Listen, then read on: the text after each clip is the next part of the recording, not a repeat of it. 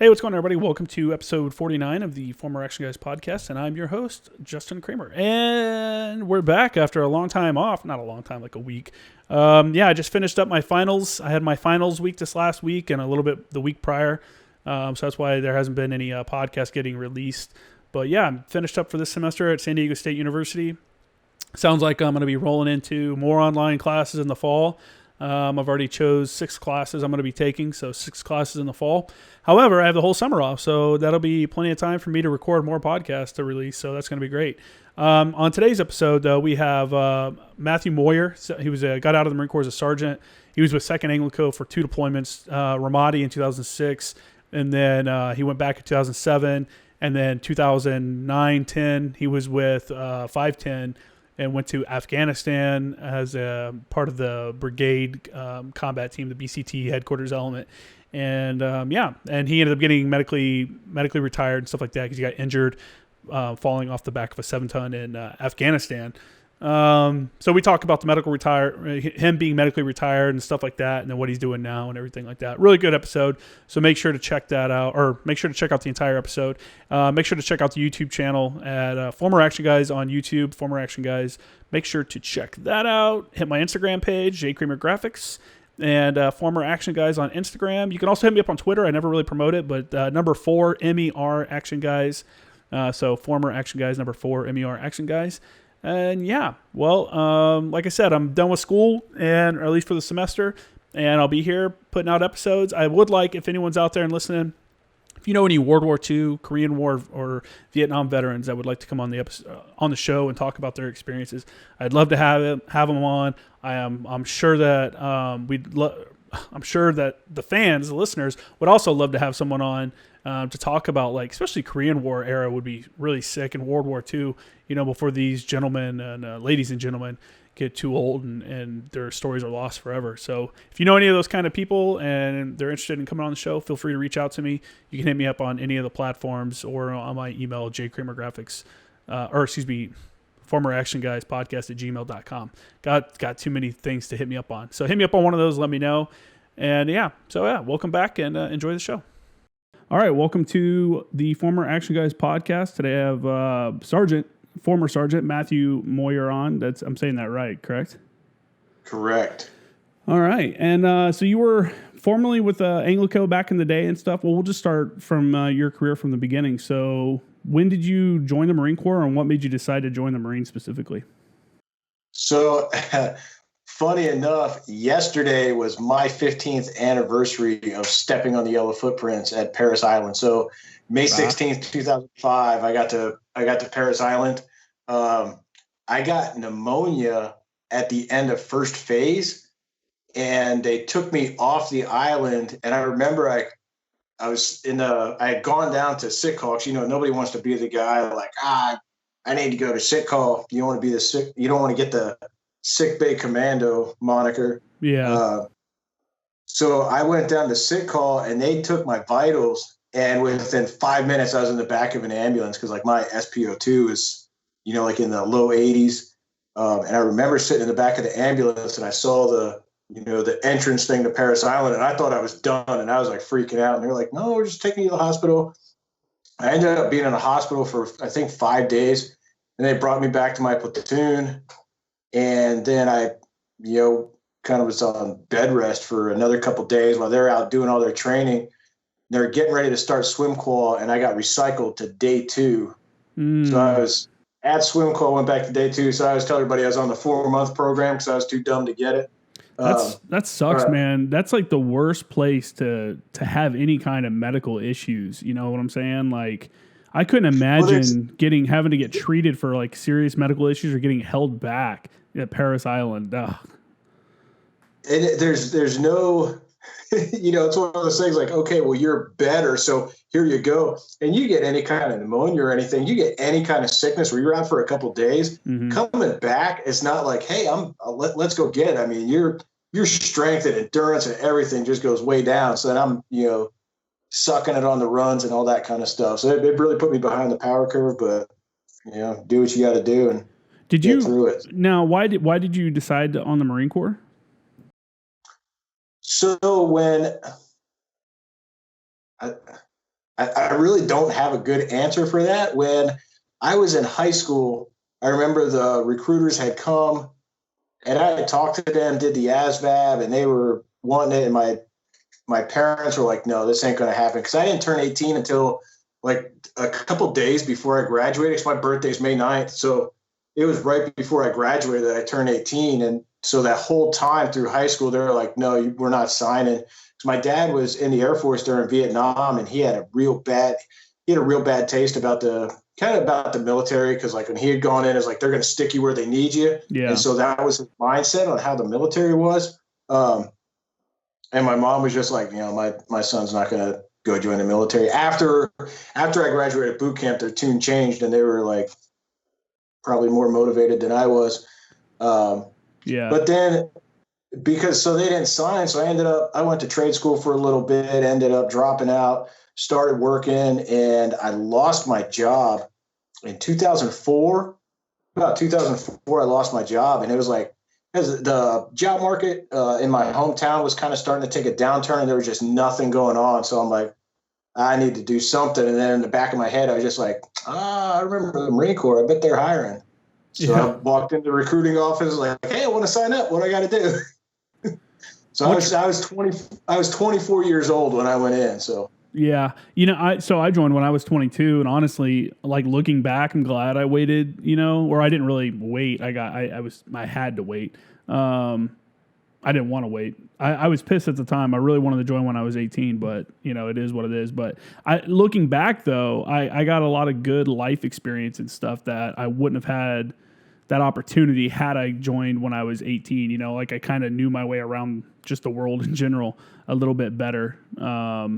So I think it's better. I think it's better if you join a little bit after you're 18, because you've gotten to, especially if you've lived out in the real world. Like if you stay at your parents' house till you're 22, then you're not getting what I'm talking about. But if you go out and live on your own and work and see the struggle, then it makes you appreciate being in the military more, and it also gives you kind of an idea of what to look forward to when you get out. So that's just my personal opinion, though. And I think going through boot camp was like super easy too, because it's you have some maturity under your belt at that time. So it's like you see that it's like, yeah, this guy's like yelling at me right now, but whatever. Just got to play the game. Yeah, you realize how much of a game it is. I remember when I got and that, so getting recycled helped that out a lot too, because I already been through first phase one time. So we're doing it like now I know the game. I know the game inside and out. And it was like day 3 when they open up the quarterdeck and are hazing people. And this is one of the best stories from boot camp. I know everybody loves boot camp stories, but this kid's getting hazed on the quarterdeck, and he just stands up and he's like, "You don't know me, bitch!" And everybody's just like, "Oh shit!" So to the drill instructor? To the drill instructor. So there was one drill instructor walking up and down, telling us what to do, and there's this drill instructor up here hazing this kid, or incentive training, whatever you want to call it. That was the only 2 drill instructors I knew of. When he said that, within like a couple seconds, there's like 6 drill instructors in that place. I'm like, where all these guys come from? Yeah. And so they tell us all to get outside. Pretty much like, are these guys like propelling in from the 3rd deck, or what's going on? They tell us all to get outside. We're outside for like 5 minutes, formed up, come back in. Everything is flipped over in that place. I mean, that place was just destroyed. And so everybody's running back up, the stairwell and going inside, and all of a sudden it's just as jam-packed. So everybody's like looking around like, bro, are you serious? And I walk inside, and I'm about to start laughing, because I'm like, I'm impressed. This is pretty up. But my whole mindset was like, they got to give us time to clean this up. It's like that. It's whatever. It's like, okay, so we're going to do this instead of something else. So what?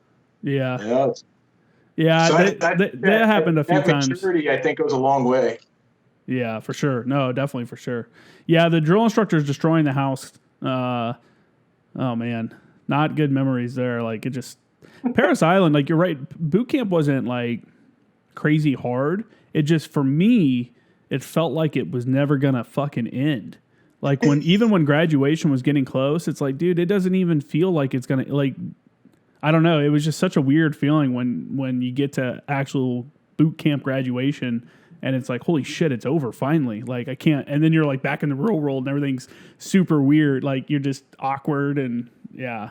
I mean, that was my experience. I don't know how everybody else was. I think it's a little bit of Stockholm syndrome.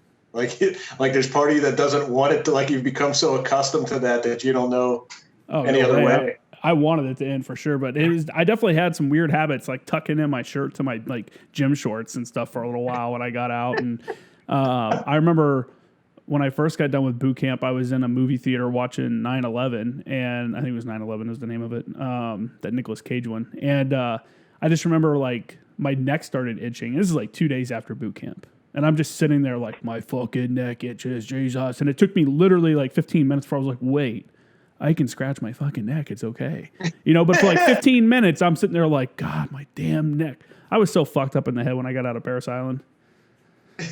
Oh, man. So did you, when you got done, did you get the job you enlisted for, or were you an open contract, or what did you enlist to do? So I had originally, I was looking at doing some kind of like electronic technician thing, whatever, because that's what I had started going to trade school for. So like, I'll stick with that. My mind is like, I already kind of have some understanding, so it'll be easy. Mm-hmm. And then the recruiter called me. He's like, hey, we got this contract for the 0844, the FDC. And he's like, there's a signing bonus for it. So if you sign up, you get $6,000. And I'm like, all right. So he comes down and he tells me, he's like, you like math and blah, blah, blah, blah, blah. You're good at it. So this will be easy for you. It'll be cool when you get $6,000. I'm like, all right. And that's what they do. They just like, oh, $6,000. Like, that's a ton of money. Yeah. But I was like, all right, that's cool. So sign the contract. So I went in active, but with a guaranteed, usually you just enlist in a job field. Yeah. So I went in with a guaranteed MOS. I'm like, all right, that's cool. Get through boot camp, go to MCT. And at the end of MCT, when they're giving everybody their assignments, I got this thing for 0861. And I'm like, bro, no, my contract said 0844. And I raised my hand. I'm the idiot. Bro, this ain't what I signed up for. No, who cares? It's the Marine Corps. You do what you're told, right?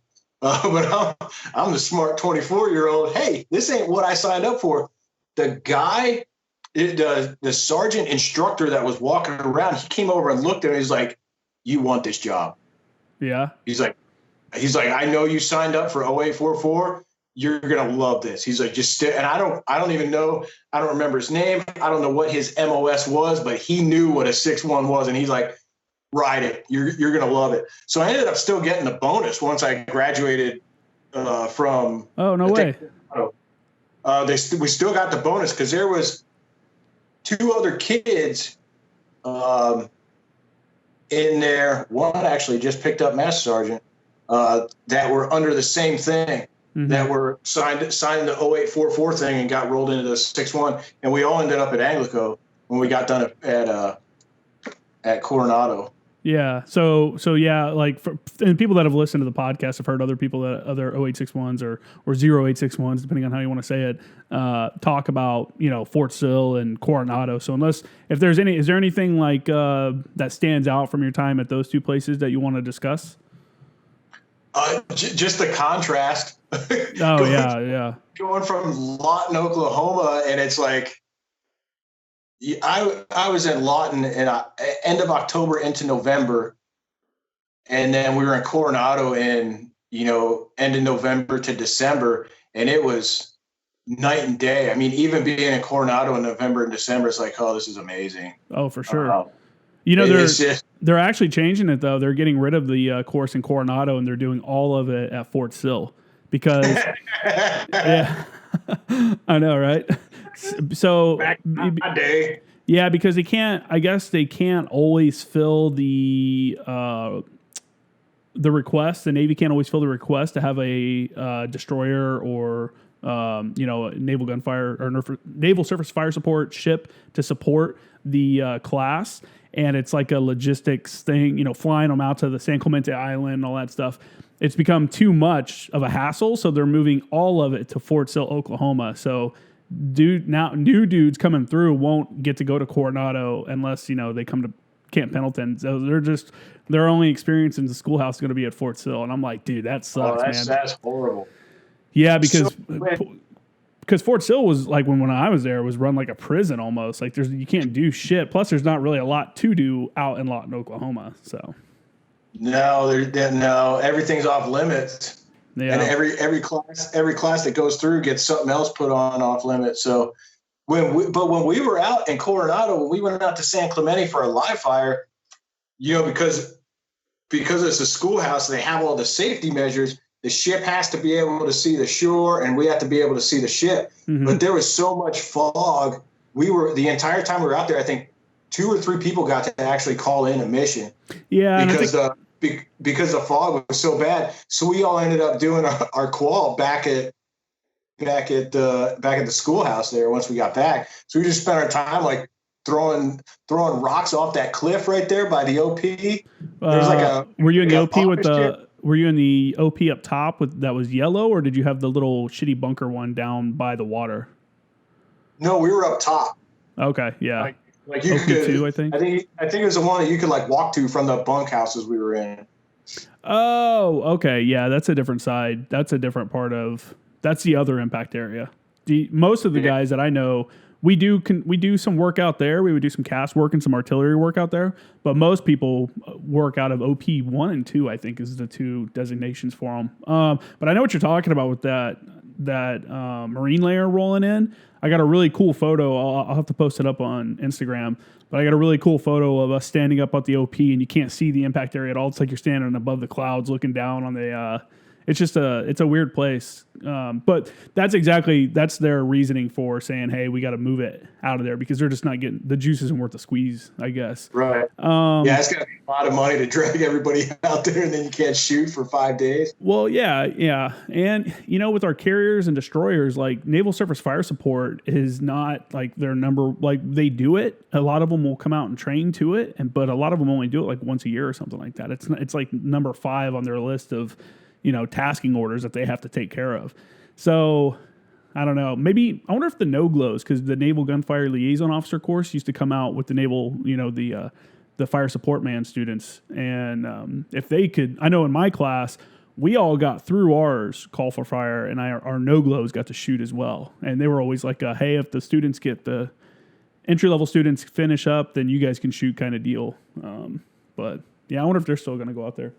Anyway, naval gunfire, super cool. It's super cool asset, but what's its role in the future with the anti-ship warfare and stuff like that? It's going to be interesting to see how it works out with like China and stuff like that, and how everything's going in the Pacific. Yeah, I think that's really the only, it's one of those things that you don't want to axe it because there is a potential for it in the future. Like you said, everything going on in South China Sea, North Korea, who knows what's going on with them? But we weren't exactly setting destroyers on the Tigris or the Helmand River.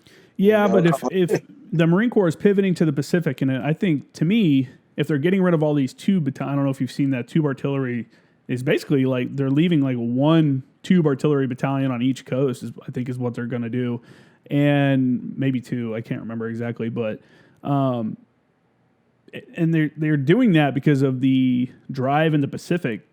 I wonder if naval gunfire is going to become a more sought after skill set, like because we're pulling away from the tube artillery, naval gunfire obviously would be more, I don't know, initially at least effective to use, trying to go to some of these little obscure islands out there that China is building and claiming, to be their territory and stuff. But anyway, current politics, whatever.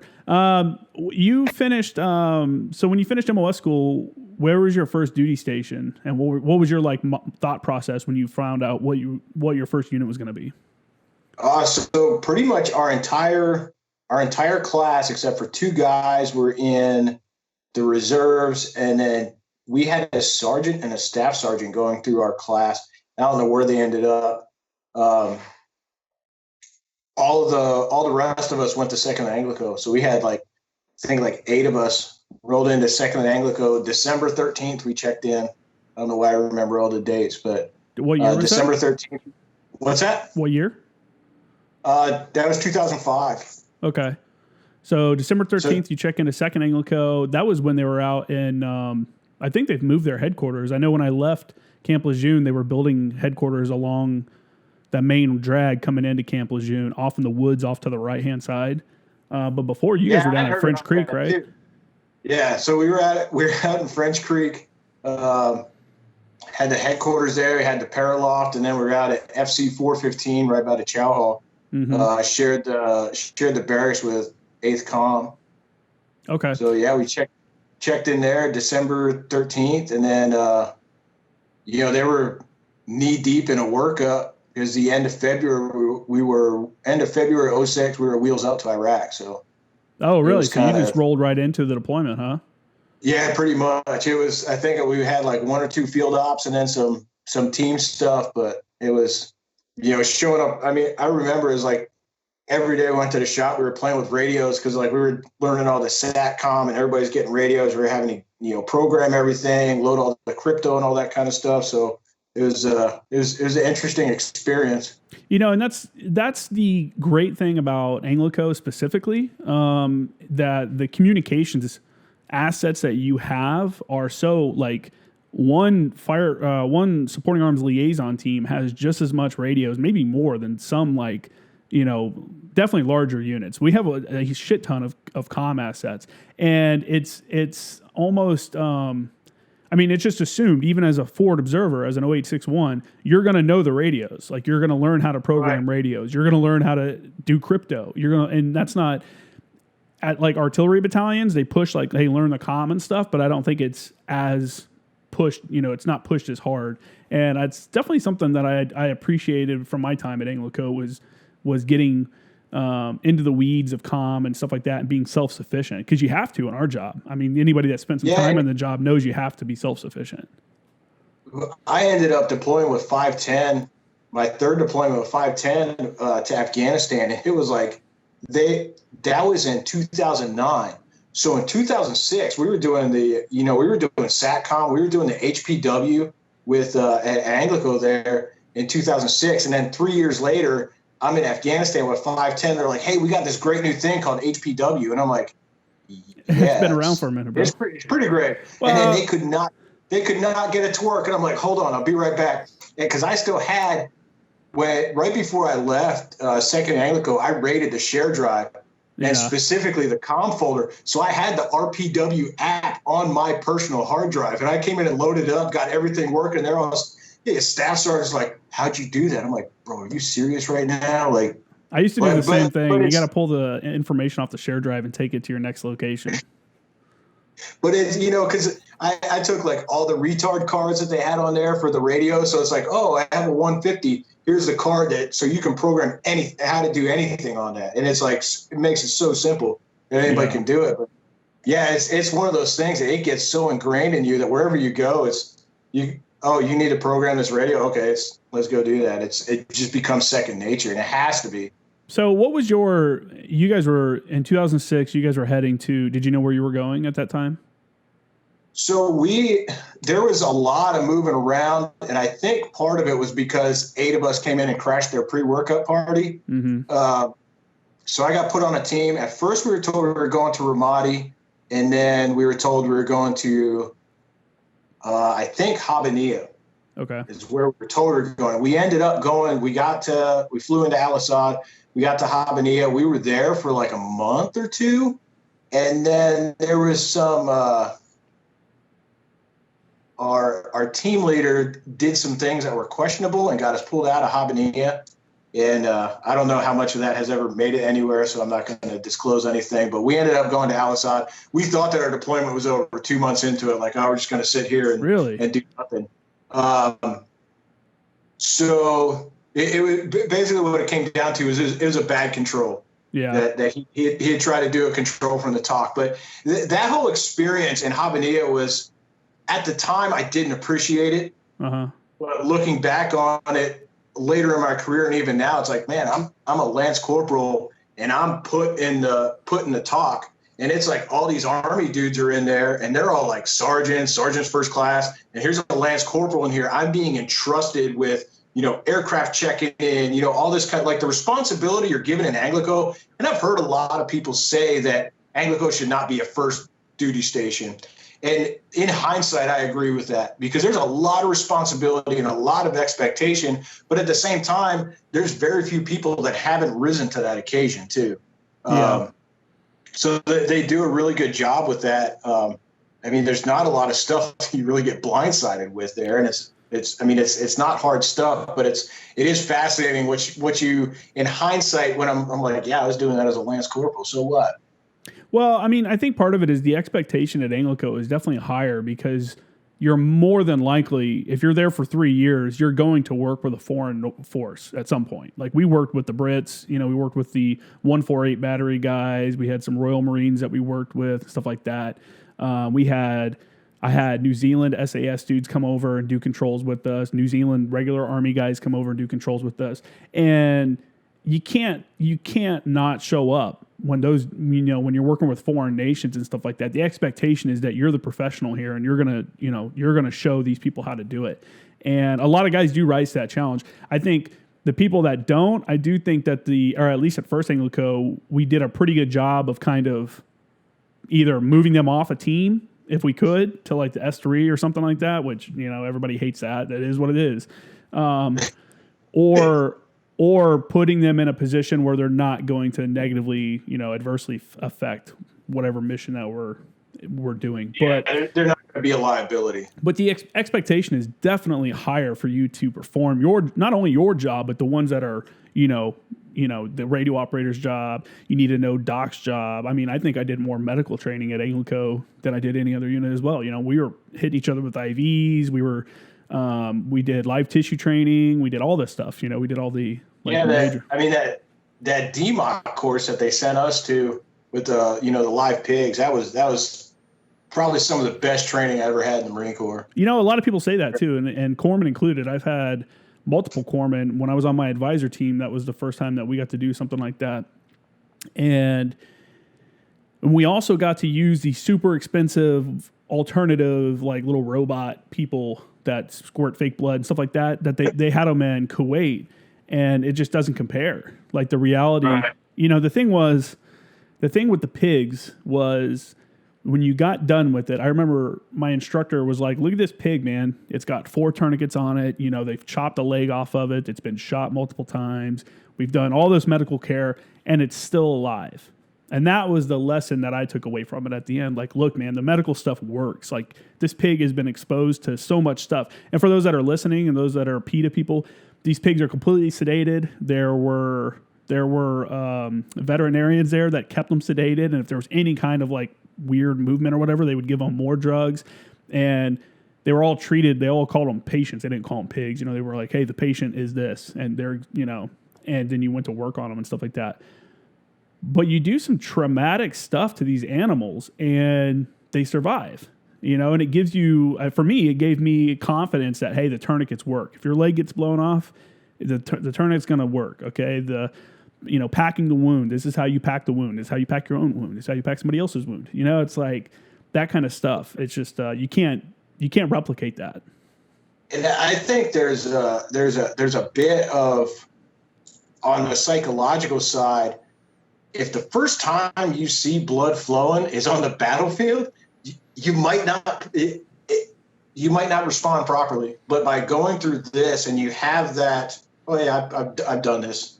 Obviously when it's a person, it's going to be a little bit different. Yeah. But you're desensitized to an extent. But same thing. Yeah. And they told us that if you refer to your pig as a pig during that section, you're done with the course. Yeah, they made us give them a name, the whole 9 yards. But all the instructors I had were super professional and stuff like that. It wasn't it wasn't a game, and it wasn't, people weren't joking around with messing these pigs up and stuff like that. You're right, man. The first time being overseas is not a good time. You understand, like, you feel the warmth in the blood, which is fucked up. The stickiness of it, the messiness of an arterial bleed.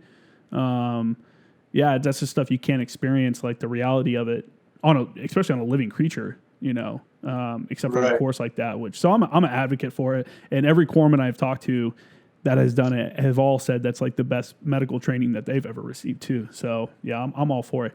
I want to kind of go back to before you deployed again, real quick. Like, What did they? So you're heading into Ramadi, Habbaniya. You're going to Iraq in 2006. That was a hectic time, kind of all over Iraq. There was a lot of work happening over there. Excuse me.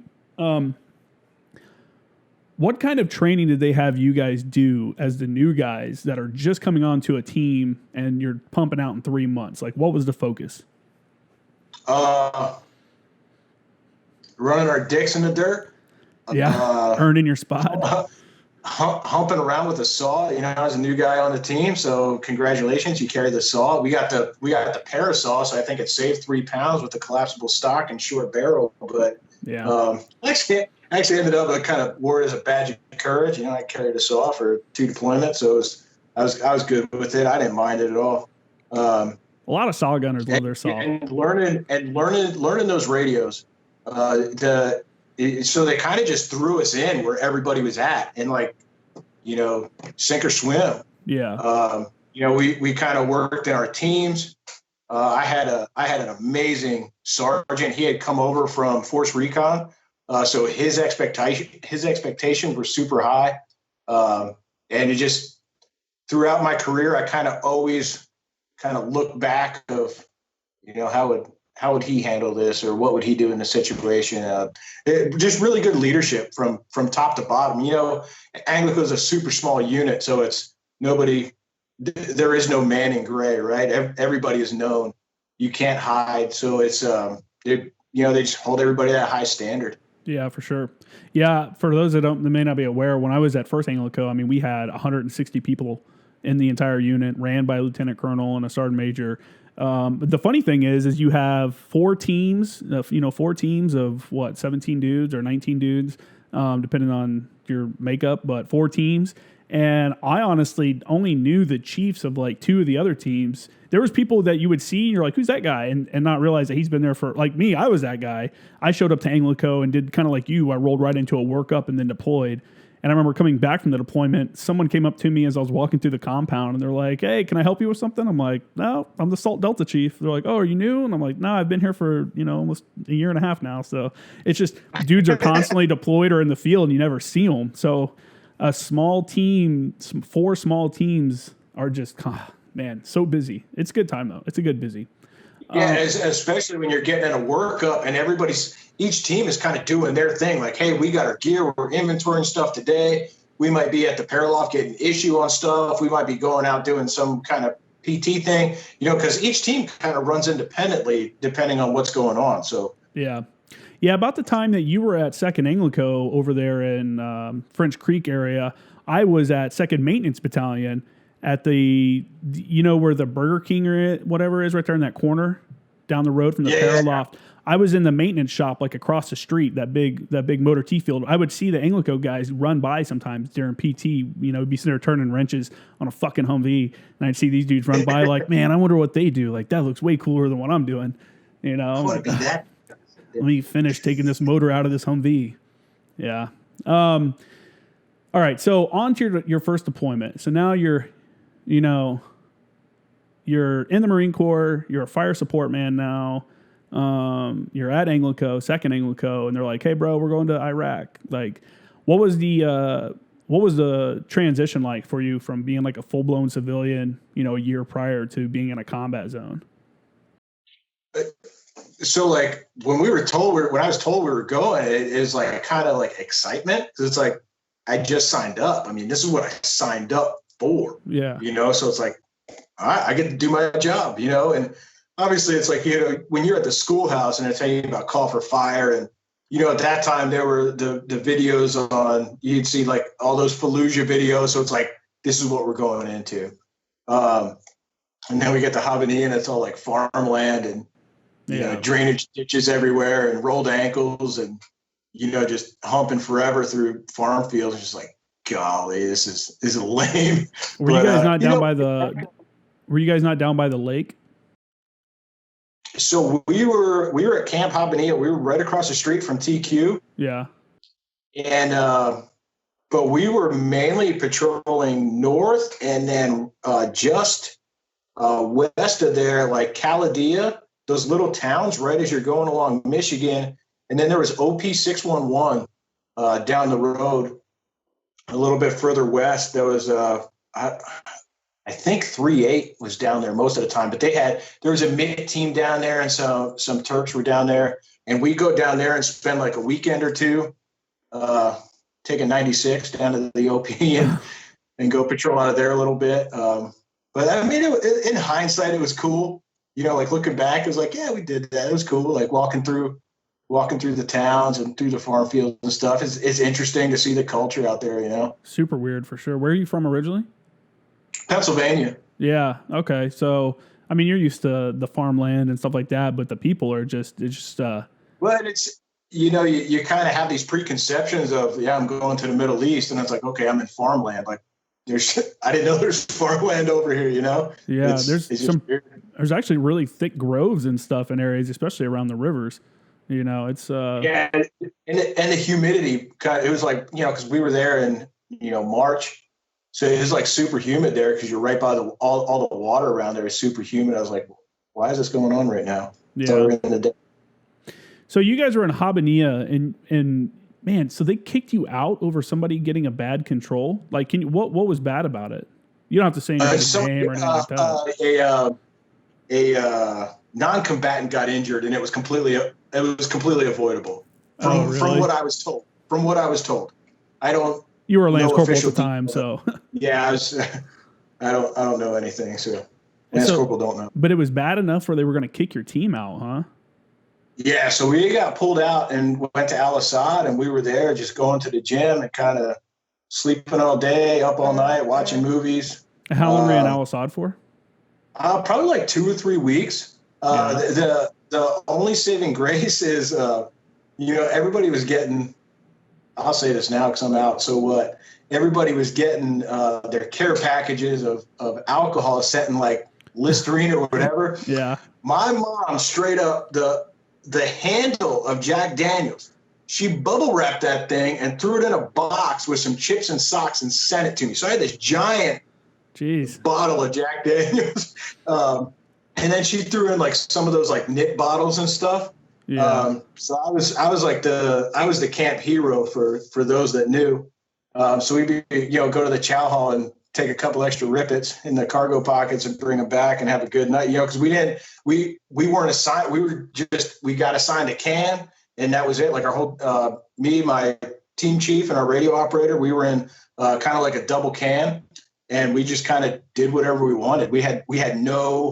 There was no check-in, no nothing. We were just kind of on our own. So, we go to the gym, come back, sleep, get up when we wanted. We go for a run, whatever. Only people that I know that call it a can are people that went to Iraq around that time frame.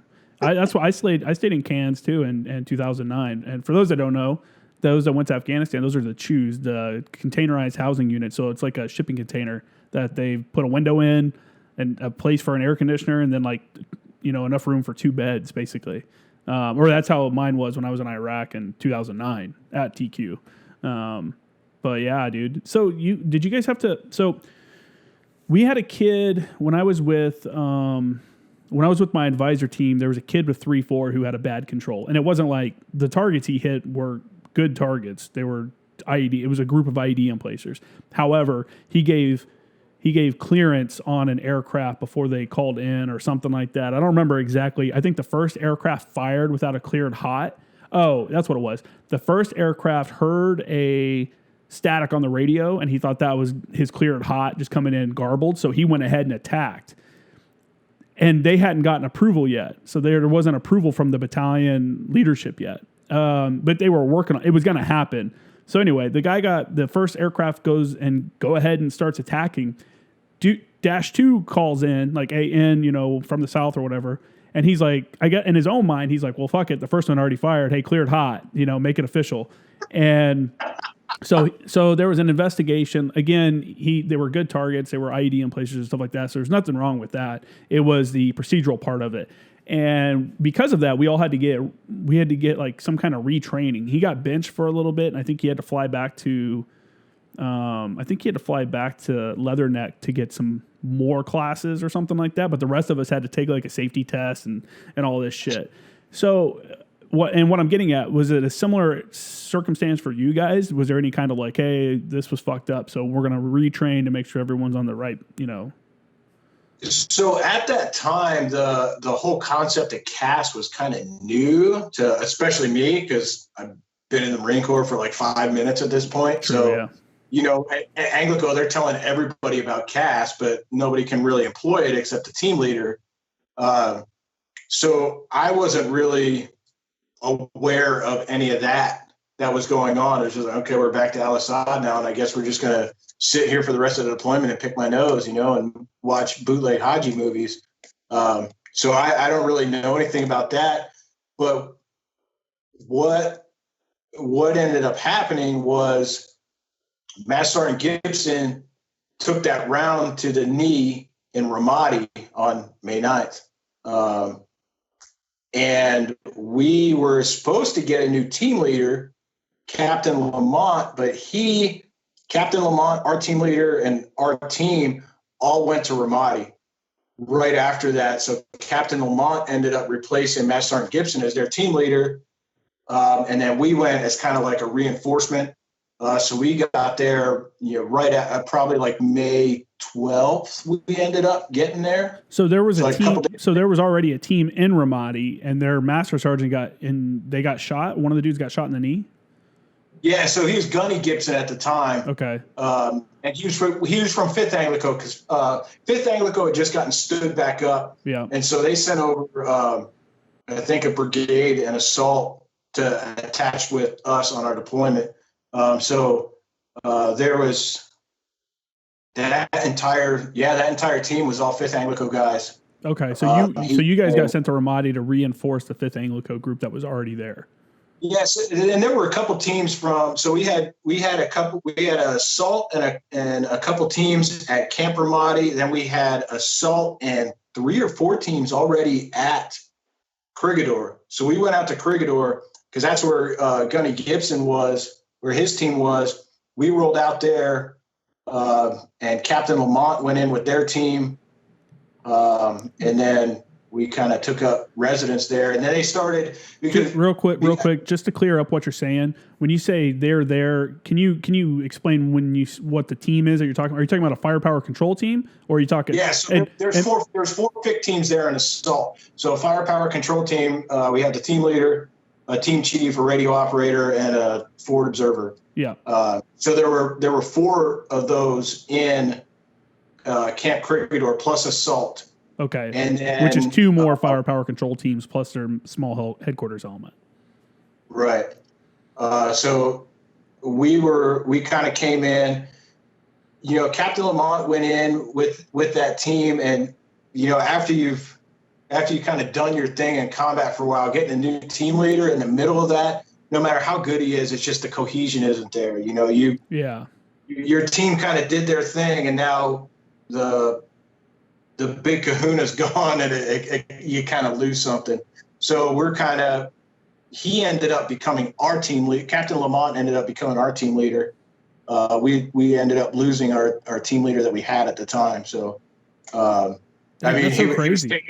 was taken off the team. I don't mean lost, like he got injured. He was taken off the team and replaced with Captain Lamont. And they started doing some shuffling around in Corregidor, especially because it was, that was 2006. It was summer 2006 was kind of hot and heavy down there. For sure. So they were kind of, moving some guys around to give them a break. Guys were just, they were getting overloaded. Guys were breaking out in hives because of all the stress, and it was getting ridiculous. But super cool dudes we all worked with down there. That's cool, man. So when you moved up to Ramadi, what did your mission shift into? What did you start doing? Well, it seemed like every day we were going out. And so we do anything because we had so many teams there relatively. And, First of the 506 ran the whole compound. They were in charge. So they roll out. So we had their tank support. We had their Bradleys. Delta Platoon of SEAL Team 3 was there. There was 2 Delta guys that were there. We ended up getting 2 Air Force combat controllers come in. Who at first they just kind of hang out and talk, and then they started coming out on missions. So we were able to do a lot of really neat things that as a Lance Corporal, brand new to the Marine Corps, is like, this is amazing, right? You send out like we would go out at 2 a.m, take down a house and sit on a rooftop. So the other team would come out once the sun came up. We were just providing overwatch. We were doing split team ops where, 2 guys would go out on overwatch and then the other 2 guys would be attached to an Army unit on patrol and we had Iraqi Army there too. So it was like true ANGLICO mission. Yeah, for sure. So it was just like, it's like really cool. And as a brand new Lance Corporal, it's like, you're getting everything that you asked for. I mean, it's like the best Christmas ever. Yeah. But it was definitely hot and heavy down there through that summer. So what kind of work did you guys do with these? Like, did you have different missions when you were out with different units? Like if you were going to support the 506, was that a different kind of role as if you were going to support like the SEAL team, or was the SEAL team there to support the 506 as well? The SEAL team was just kind of there to support the mission, so sometimes they just go out and do their own Overwatch thing. They had their own, so if there was a high value target that came in, they might go out and do their own thing. But there were times that we went out and supported them. When they did a HVT raid at night, we did a couple of those, and that was pretty awesome to be, Lance Corporal Moyer out there with my saw, providing security for some SEALs to go do their thing. First 506 was kind of doing the same thing. Everybody's kind of doing, the cordon and knocks. Once things started really heating up, when I don't remember what the operation was called, but they had set out spots in Ramadi where we had patrolled and cleared far enough out. So the main road that ran through north-south through Ramadi, we called it Easy Street. And that was kind of like our boundary. We didn't go any farther west than Easy Street. So once we kind of got patrolled out there and kind of got the most of the bad guys kicked out of there, they came up with this idea that we would install cops out there, combat outposts. So then that could be our new stage point. So we didn't have to, patrol all the way out and then start. So because up until then, everything was foot mounted because of the IED threat. So we were, just humping it everywhere. So that was probably, even though it was pretty much uneventful, was probably one of the coolest things that we did, because we stepped off. I mean, it seemed like everybody on Crickador stepped off that night at like 2 a.m, patrolled out.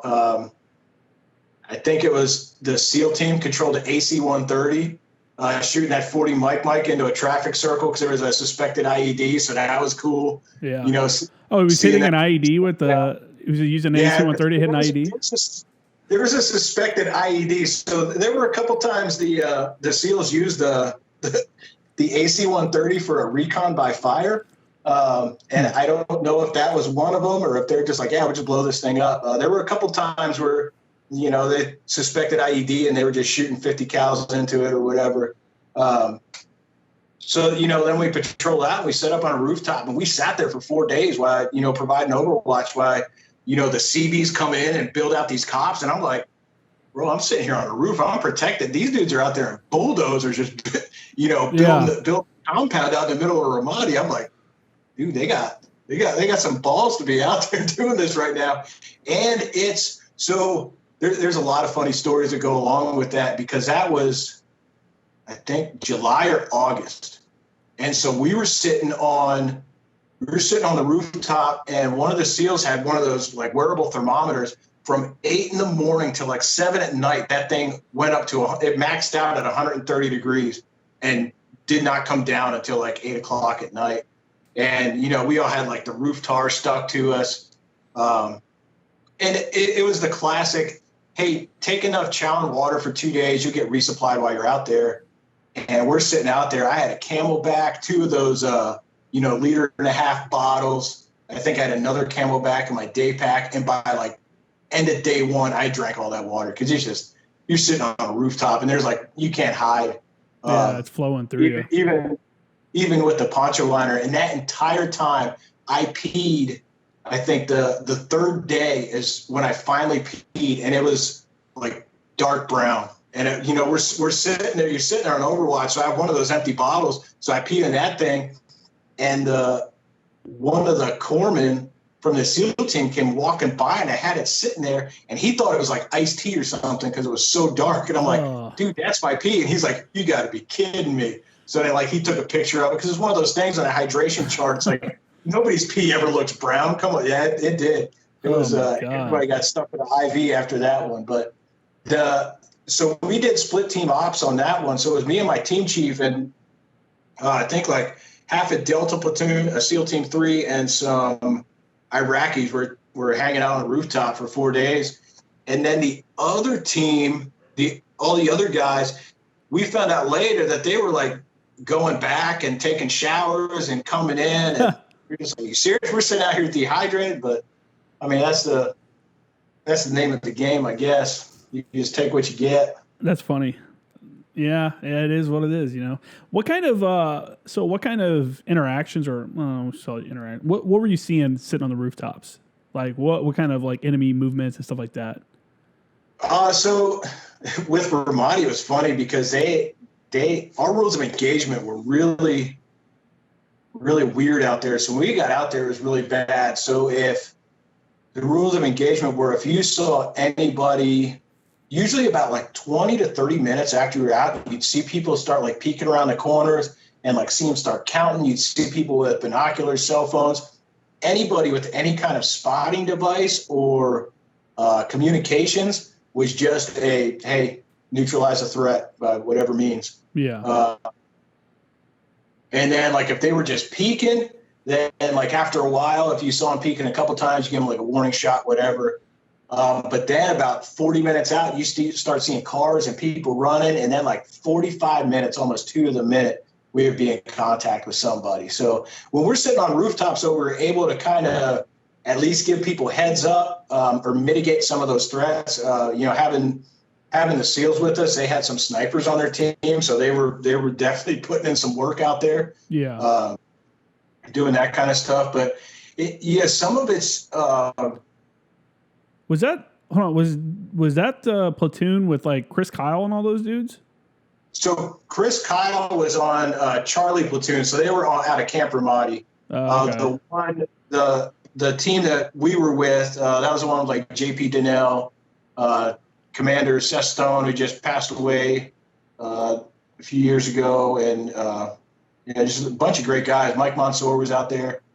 Okay. So it's just. As a Lance Corporal. That's a legend, That dude's a legend. Yeah. That's pretty wild to interact with someone like that. I had, sitting on rooftops, you start chatting and get to know these guys. And, my team chief having come from Force Recon, and they do their BRC at Coronado, and then, SEALs train out of Coronado. So there was a quick bond there. So our teams kind of started getting a little bit closer, and just getting to know those guys, super, super chill, professionals. Yeah. It's kind of no ego. It's kind of wow, they're SEALs. But they're just yeah, whatever, dude. They're regular people. Yeah. I think that's the I don't know, that's the stigma that you got to get rid of, I guess, that these dudes aren't just regular dudes. They are regular dudes. They have regular, problems. They have regular, lives. They have their own routines. It's just, I don't know. I hope this podcast is pulling the veil back on the reality of the military for some people, because I think some people think that it's like TV where you march around and stand at attention and everything's super weird, when it's not like that at all. And you meet these extraordinary people that because of the circumstances become heroes or become these well-known figures Mansour. That's someone that I think any SEAL team, anybody that follows SEAL team stuff probably knows who that is. Yeah, I don't know. It's just, but they're regular guys, and that's the place you find out, sitting on a rooftop talking to somebody for hours or days. I think any forward observer can attest to that a couple days on an observation post, basically everything about whoever it was that you were sitting there with. You're probably best friends for a couple months, and then a year later you forgot what their name was, because you're wait, but they know everything about you now. It's just it's a weird world. How often did you guys get in engagements while you were doing Overwatch, or did you ever? So on Overwatch, not that much. We were doing mostly spotting. I remember my big thing was if we were doing Overwatch, because we couldn't do pre-planned targets. We had mortars. Army mortar team was right across the street from us, so they would handle any fire missions. But we weren't allowed to do pre-planned targets because it was such a dense city. So what I would do is I would go up and I would, we'd get our mission profile and we had our little map room and stuff. And I would go up to the top and I would do pre-planned loom missions because they shoot a loom all day. Yeah. So I pre-planned a loom mission. So if anything, I had some pre-planned targets out there that I could quick reference dropping a loom around and get a gauge of, okay, this is pretty close to where I want it. Just switch shell fuse combination. We're ready to rock and roll. Yeah. No, I never got to use it other than just calling in regular loom at night. That was the only thing. I called in some loom, some IR loom, but nothing. And it's great having a pre-planned target because you don't have to do any work. You just, hey, fire this target. Yeah, for sure. Did your JTACs get any controls out there? Yeah. So they had a lot of it was kind of outside the city. A bunch of show of forces.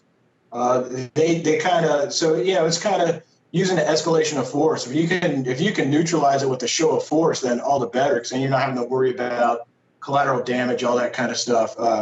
There's a video. It's on YouTube because we had a combat camera with us. So basically, our entire deployment is documented for us, which was great. But there's a video. It's a car.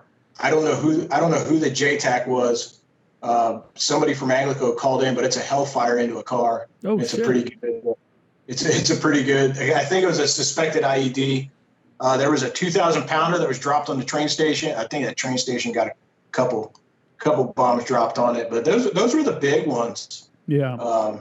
Wasn't a ton of controls. Part of that too was they didn't bring in rotary wing into the city because of the threat. It just kind of just wasn't worth the squeeze. I don't think there wasn't the level necessary to warrant really any kind of control other than like those IEDs. Shooting that, fire into that, or they kind of save that for outside the train station. A couple gun runs here and there, but nothing. Urban CAS is a whole nother animal, and like what you said about collateral damage is like a huge concern, obviously, because just because old boy's shooting at you from this apartment window doesn't mean the people that live in the apartment next to him deserve to have their place blown up. Right. So I understand the rules of engagement and stuff, especially for an area like that, the restrictive amount of the rules of engagement. But when you get out into more open areas, it feels like they should open it up more because it gets like ridiculous. Like we couldn't even have effects hit a wall, that's out in the middle of a field. It's like a mud wall. Like can't even touch it because if you do, it's, they'll automatically disapprove your mission. It's pretty wild. Did you guys end up using a lot of IDF instead? So even then we didn't use, I called in maybe 2 or 3 loom missions, and that was it. Really? Everything was pretty much small arms. We, having the tanks there and the Bradleys. We had some Bradleys come in on a mission. We were out on a doing an Overwatch. Got into contact. It was kind of doing some split team ops with the SEAL team. Got into some contact. We kind of pushed the guys back, and it was a big coordinated attack because there were some teams out throughout the city, and everybody kind of came under attack at the same time. And the SEAL team commander told us to pull back from our windows, and they had a Bradley come in and drop the ramp and we dumped a bunch of smoke out there. Bradley sat there for a minute and then put up ramp. So it was kind of like a left behind ambush. And I had never seen anything like that as a dumb Lance Corporal. I'm like, bro, this is amazing. It's like, this is like a dream come true. I'm seeing like all the tactics, and so that was really cool to see that, because then that drives off, and then after a couple minutes, we're all sitting back, and after a couple minutes, people start coming back out, poking around, and then just somebody on the roof threw a couple flashbangs down, landed right in the middle of them, and it was game on after that. And the Bradley comes up and starts dumping rounds into this building, and to see a 25 millimeter just dumping rounds is amazing. Yeah, those things are crazy. It was wild. Yeah. So, man, what a crazy experience, because now guys are hoping to get a deployment at all during their 4 years or whatever, and you roll into, in your first year, you're in like one of the hottest areas in the world at the time. I mean, I don't know, it's pretty wild. That really, to me, I feel like it'd be hard to live up to that first one like that on your follow-on deployments. Like, I'd feel disgruntled every time you do something after that's not as cool, It really was. So we came back, we got back in September. I ended up breaking my leg during PT. I got dropped during fireman's carries and broke my fibula right above my ankle. It broke in 2 spots. So I got a plate and 7 screws, and I was on bed rest for like 2 months. And then, of course, it's when you're PTing every day, it's like, pizza and beer and Chinese food. I kept eating like that. I just turned into a food blister. Remember, I woke up, I looked in the mirror one day, and I was like, what the hell happened to me? I think in 2 months, I put on like 30 pounds. Yeah. And I was just like a fat sack. So because of that, obviously I can't be on the team, so I got stuck in the 3 shop. Called it. yeah, pretty. That's when you said that. I was like trying to. You're like, no. But it was cool. One great thing about it, Chris Goski was down in the 3 shop. He ended up going to MARSOC shortly after, but that got him out of the 3 shop. So it was cool, and he and I were pretty good friends, because I kind of left seated, right seated with him, and he was such a cool dude. The thing about the 3 shop and became an AFATIDS whiz. Mr. Mack over at 10th Marines would constantly give me crap every time I went over there for something. But Mr. McIntyre became like the AFATIDS guy at ANGLICO, and everybody's like, look at this nerd over here. But yeah, somebody's got to do it, though. I still talk to him every once in a while. We're friends on Facebook. I told him he should come on the show sometime. He can talk about the old school. Yeah, people that were on the West Coast around that time frame, 2000. I don't know. I got to 10th Marines in 2009, and I think he was there I was there from 2009 to basically 2013. I was gone a lot during that time frame, but I was with 10th Marines. But I think he was there basically that entire time, and everyone knew Mr. McIntyre. He's the dude that would come in and fix your AFATIDS in like 5 minutes after you've been working on it for 3 hours. You're like, oh, did you do this? And you're like, damn it. Trash talk you. Yeah. He'd be like, why didn't you do that? Dude, God. And you'd be like, this system is such a piece of shit. He's like, well, it's not a piece of shit. You're just kind of an idiot. You just don't know how to use it. And I'm like, well, thanks a lot, dick. Make it easier. Yeah, it was always something stupid, because the AFATIDS was notorious. If you swapped out the TSIM cards and didn't restart it, it didn't recognize them. And it's just like, oh, sitting there. And it's like, did you restart it? No. Why not, you idiot? It has to do it. We know it's a piece of shit, but we know how to fix it too. Yeah, the people that don't know what we're talking about, it's the Advanced Field Artillery Target Data System or something like that is what it stands for, and it's basically a laptop that you use to on the FO side, on the 0861 side, you use it to help deconflict and approve fire missions.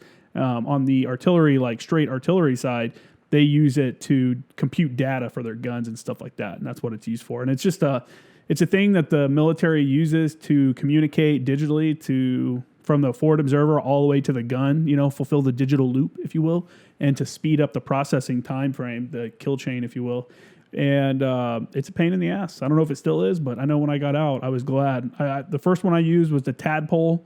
We had the Tadpole one. And then they got the other ones that were in like a ruggedized laptop. And then it's just one thing after another. That was one thing. You have to sit down and do it to like understand it. Like you can't just you can't fake being an FATIDS operator. Like you actually have to know. It's a difficult thing to work with, and I honestly think it should be removed.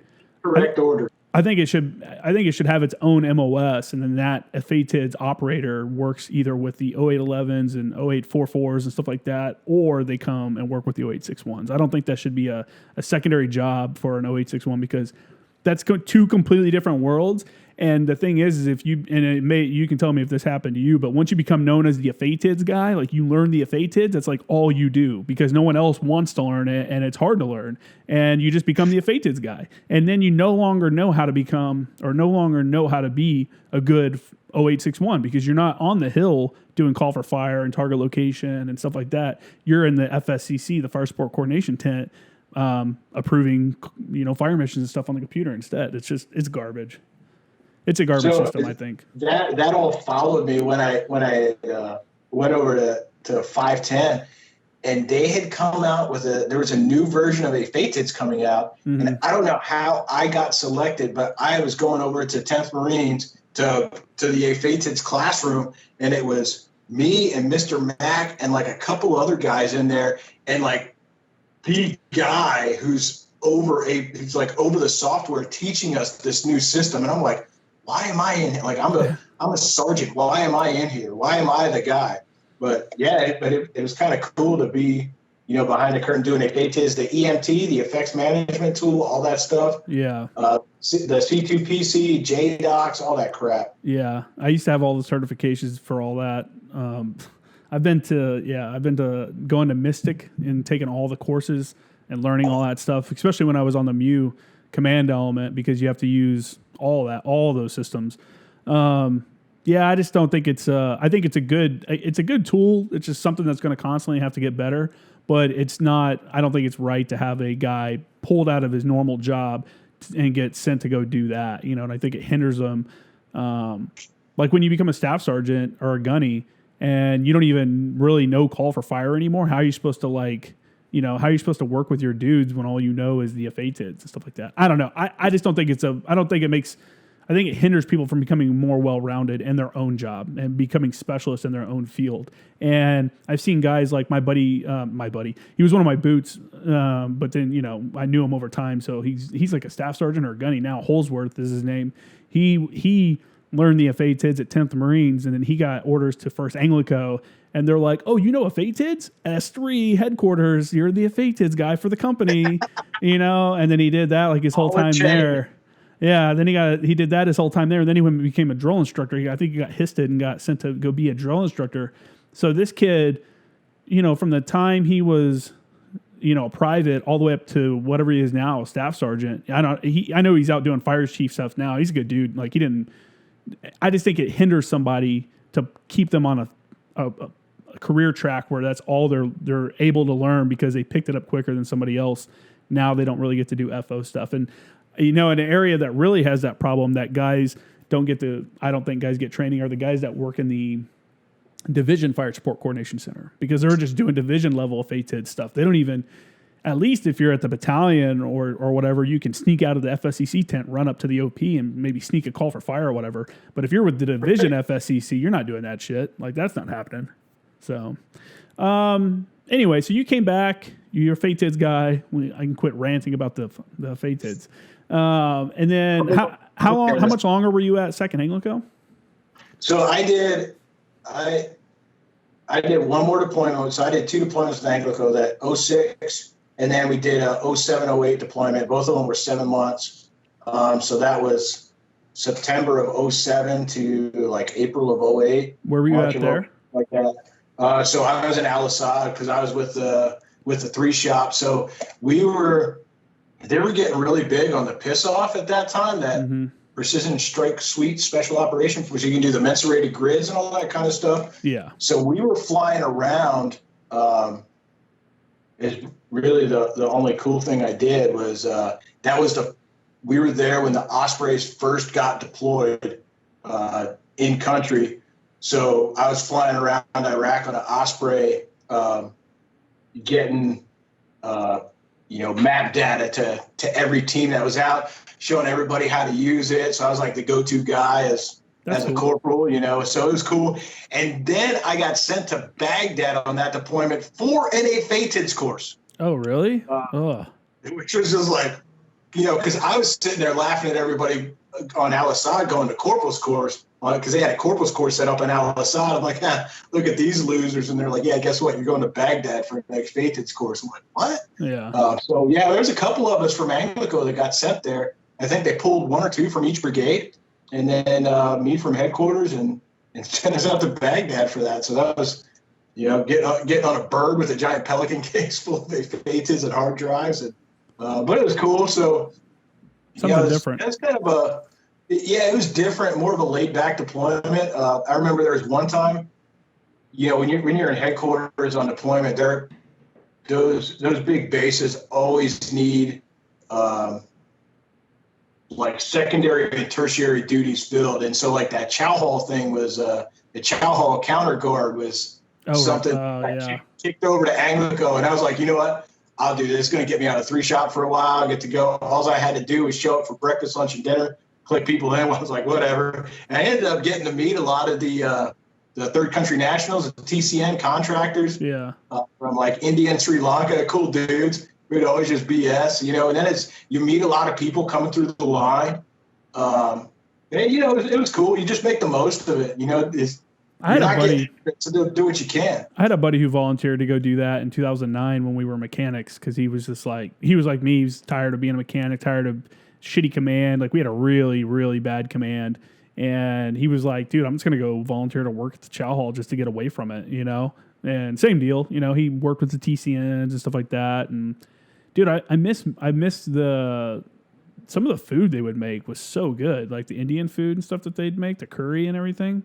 That's the first time I'd ever had it, but it's, I still eat it now sometimes because of that. You get introduced to all these different cultures. You got to take advantage, like you said, talk to the people, meet them, where you from, how'd you get here, like what's life like there. That's me though. I'm a curious individual, so. Yeah, and so going back to Habbaniya, we had a time where, working with the Iraqi army, we got invited to their compound a couple of times to have these big sit-down meals with them, and they're bringing out all this food, and, you're getting exposed to their culture, their food, and people are like, I couldn't eat that. I'm like, bro, I'll try it, Yeah. I'm not going to ask you what it is, but I'll try it. Yeah. It's good. Same thing when we were in Afghanistan, having those big tribal yurga things where all the leaders come down. They got the big pot of goat stew and that flatbread. Man, I eat that stuff up. Dude, for sure. Yeah, when I was an advisor, that was like the best food we ate is when we were like, every time we'd go out to one of the Afghan patrol bases or something like that to have a little meeting with them or whatever, we're like, man, I really hope they make lunch. I hope they have food. Because we were getting a scoop out of tray rats, for breakfast and for dinner or whatever, and then lunch was an MRE. We were starving, so anytime that they would feed us, we definitely appreciated it. And it was all pretty good. We had, I think, one lieutenant, I think he was comm lieutenant. He got real sick off of, I don't know if it was that or what. It might have been like VGE, like just not washing his hands enough. We were living out in, we were living in the dirt basically. And, man, he started shitting like 10 to 12 times a day. Had to hit him with an IV because he was getting so dehydrated because it's summertime out there. And not even just like he had to shit like 10 or 12 times a day, but we were on wag bags. There's no bathroom. So he's having to run across the camp, get a wag bag. Hopefully nobody's in the wag bag station because there's only like 3 of them for the entire, area. And I was just like, dude, that looks miserable. I'm glad nothing like that ever happened to me while I was in Afghanistan. Jeez. Sounds almost like you got like dysentery or something. Yeah. Who knows, man? We ate a lot of weird stuff out there, so who knows what it came from. So after leaving ANGLICO, you said you went to 510? Yeah, so I checked into 510 like tail end of November, beginning of December of I had to be in November of 08. Mm-hmm. Because they just had a Marine Corps ball, and I remember right after I got there, they were having, I remember, a Christmas party. So I got back from Iraq in 08 with 2nd ANGLICO. Me and my wife got married in August of 08, drove back out to Camp Lejeune because she's from Arizona. We got married, and that's where I live now. We drove from Arizona to Camp Lejeune in like 3 days. Already had an apartment out there, so we could just roll right in there. So I had gone to West Virginia with ANGLICO. It was like our bootleg mountain training. Okay. Went to West Virginia and then came back. Right after that, I got chopped over to 510. And then like January 3rd, we went out to 29 Palms for a back-to-back Mojave Viper. So we're out there for 8 weeks. So like we got married in August, and like already at this point we've like barely been together, because even when I was still at ANGLICO, we're going out to the hill. You know, there's always somebody out at the hill calling it something, going out there doing stuff. And so we went out for a back-to-back Mojave Viper and with 510, and that was supposed to be like our pre-deployment workup thing, and it was just there were rumors that we were going to Afghanistan and working in the mountains, and then we're like out there, and the training area has like no mountains. So like we're looking at our maps and like, how are we calling it? There's like no reference to calling for fire anywhere, you know, because it's all just flat. But it was cool being with the liaison shop. There was a guy, we're still really good friends, Skogmo, that was there. He had come from 5th, and so because he was from 5th and I was with 2nd, we were like instant friends. So we kind of ran all our comm. We ended up getting, it was funny because we came from ANGLICO, so we're used to doing like SATCOM, HPW, all this stuff, and then we're going out and they're like, okay, here's an EPLARS for your AFATs. We're like, what the hell is this? Yeah.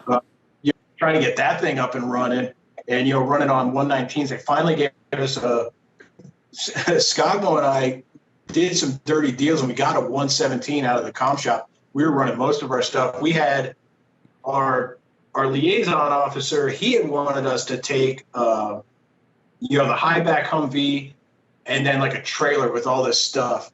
And so we had gone out for 2 weeks out in the field and did it. And he's like setting up the whole tent and having this whole thing. We come back for a refit and clean everything up. And Skogmo and I were like, sir, we can do this whole thing with just a high back. He's like, well, we need this, we need this. And I actually found it the other day. I drew a picture of like looking down on the high back, and I drew like a diagram of where everything goes. And it was funny. I had a side tangent of when I checked into 510, I got chewed out by the sergeant major for five straight minutes, just because I came from ANGLICO. And he's like, I know what you guys do over there. Y'all think you're a bunch of cowboys, this and that, blah, blah, blah, blah, blah. He's like, this is the real Marine Corps, and so I automatically was cowboy. And that was, so on this diagram, I have a stick figure, and it has a cowboy head on it. This whole, you see all these inside jokes when you're looking back on stuff, right? So we ended up rolling out and doing one or two more trips out, doing fire missions with just a high back, and it worked great. We had everything. So we had, all the little squawk boxes, had everything set up. We had our fire support board up there. We could, color coded everything. For the week or two that we were back in Camp Wilson, he and I were getting that thing all dialed in. We had the strike links at that point, never actually used them. Nobody uses those fucking things. And I remember Matt Sergeant Crow was our ops chief at that time, who's another legend in the 08 community. Mm-hmm. He was all about these digital fire missions, and he told us, take the strike links out and we'll tell you when to call into fire missions. Do digital fire missions. We're like, all right, that's cool. So Skogmo and I played with them. We knew how to make them talk, get all this stuff. We get out there. We're out there for the 2 weeks. We come back. We're getting all cleaned up, and the Super Bowl was going on. And they were like, okay, it's a Super Bowl. You guys can go to the Chow Hall in Camp Wilson, have one beer. And Skogmo and I are just sitting there in they have those Quonset huts that are just, they're either still like there.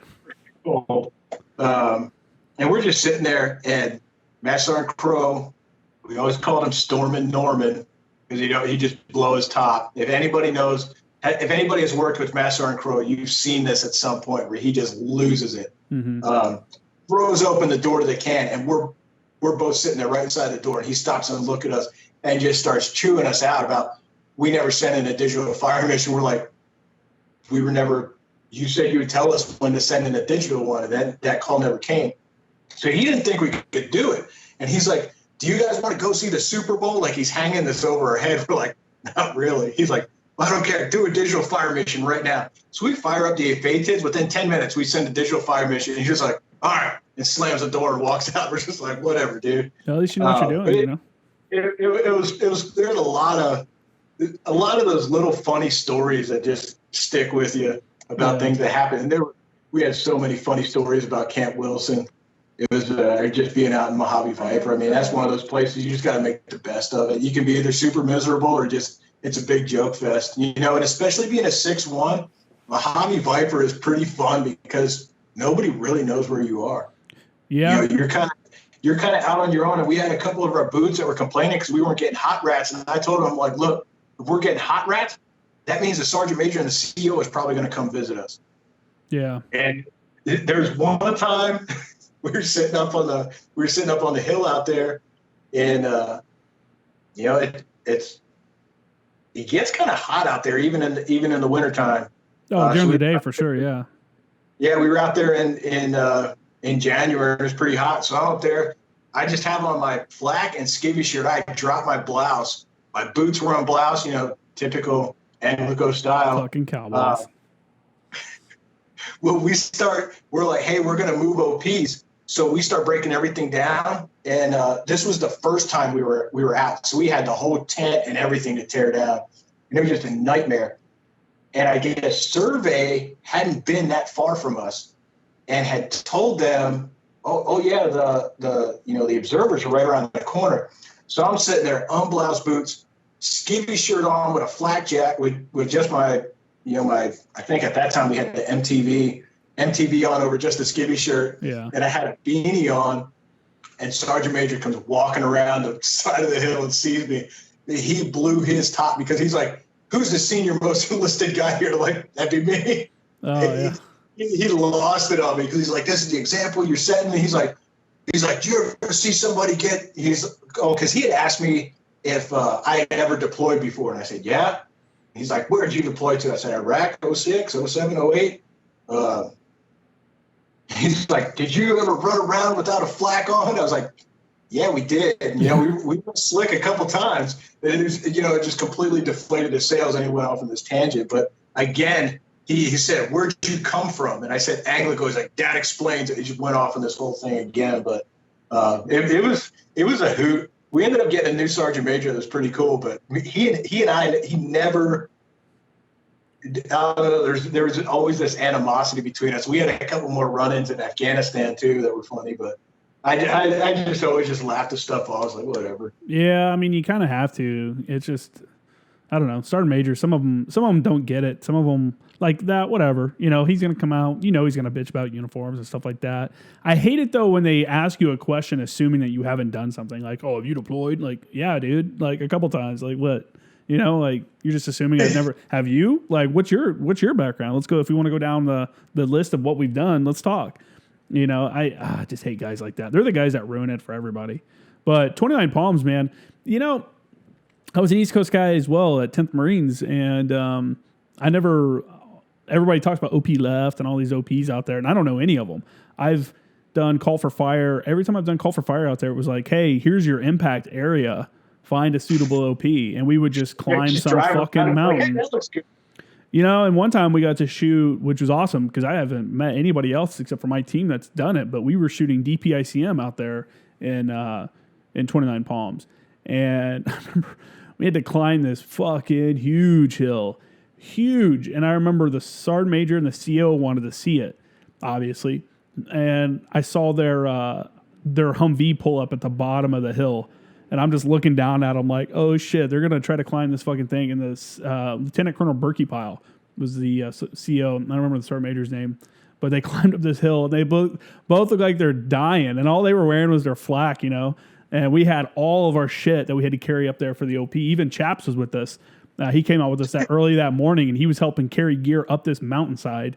And his way of spreading the word of God, I guess, or whatever, is he would come out with different groups and bring a whole coffee setup and then make coffee for everybody, And we get up to the top of this hill with all of our gear and everything's piling up, and we're getting ready to start setting up the OP. And he's like, "Hey, Sergeant Kramer," because I was a senior guy there. He's like, "Sergeant Kramer, I'm going to start making some coffee for your guys." And I just kept having to be like, "Chaps, hold on, man." I'm like, "We got to get set up. We got to get calm up. We got to do it. Like, can't just sit down and have a cup of coffee because we got up on top of this mountain, But 29 Palms is a great place for an observer because you can do stuff like that where you can be like, "Hey, here's where our impact area is going to be. Find a suitable OP and let's start working," And you just kind of make do with what you got. And that day was super awesome because we had to shoot DPICM. The wind was wicked, though. It was like 20, 30 miles an hour. And then that same field op was the coldest I've ever been in my life, and it was in 29 Palms. And when it was sitting on an OP overnight, we were shooting from 2200 or 2100 to 06, I think. And it was like end of November, freezing cold, 30-mile-an-hour winds.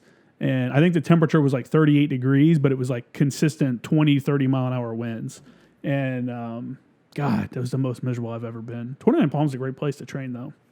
I feel there's some good stuff. I got to call in VT out there. It was the first time I ever got to call it in, experience it. So it's cool to see that light up because I had you have like a little hill in front of you, so you can call it in on the backside. Mm-hmm. There was just a lot of interesting experiences out there. We were calling in a loom at night, doing coordinated illumination. And our angle T was almost like we were almost in line with the gun line. Mm-hmm. So then it was the first time I really got to experience that, hey, when that angle T is that big, that your corrections are just like all over the page if you don't know what you're doing. Yeah, cut them in half. But the cool thing is the first loom round that popped because we were online is you hear this like whoop, whoop, whoop of that canister flying through the air. And I'm like, what the hell is that? Yeah.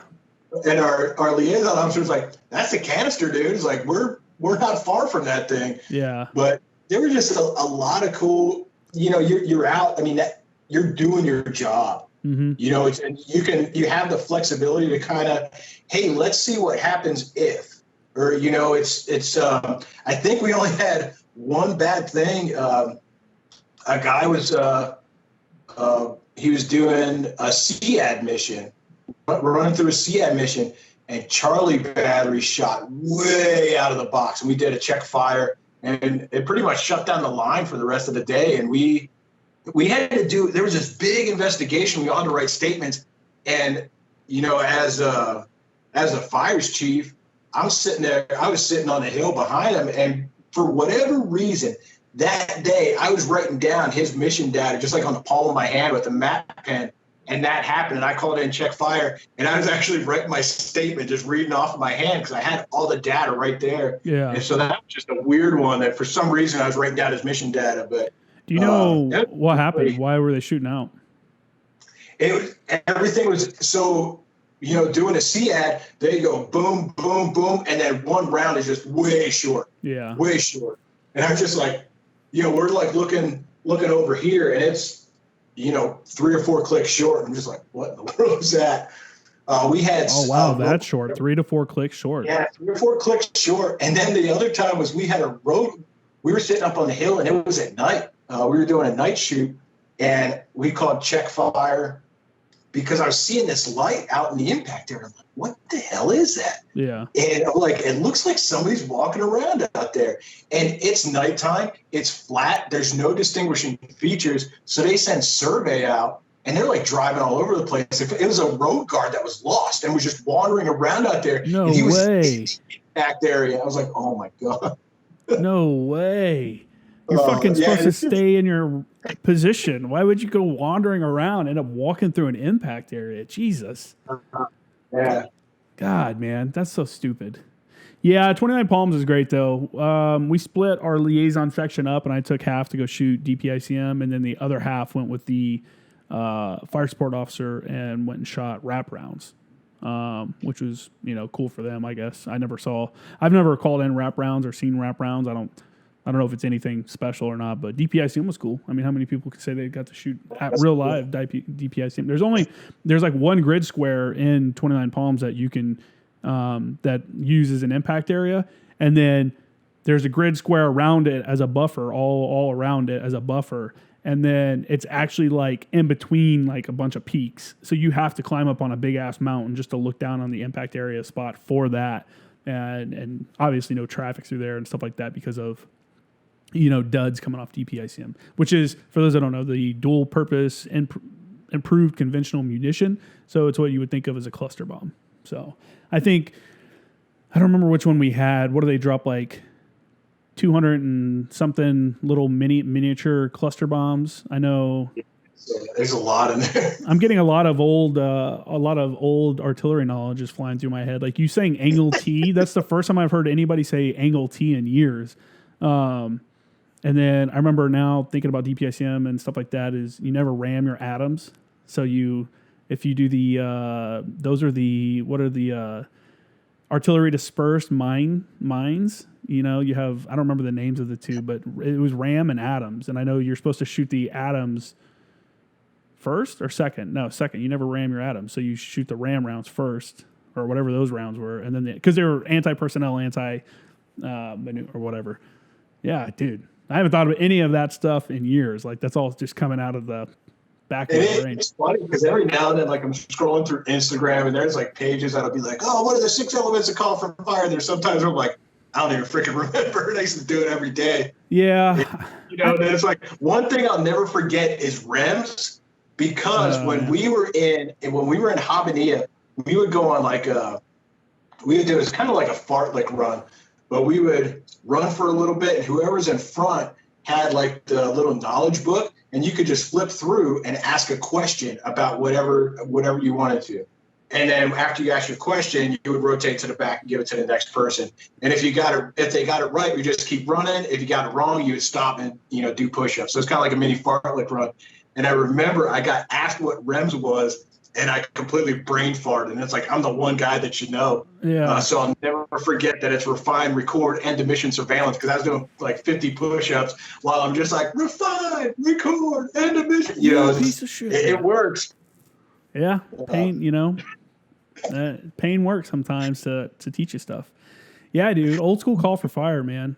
That's, I haven't, leaving 10th Marines. 10th Marines was great. I had a great group of people I worked with there, and the knowledge base at 10th Marines, like having the worst training areas in the Marine Corps, really. Maybe Okinawa is probably worse, obviously, but I've never been there, so I can't say.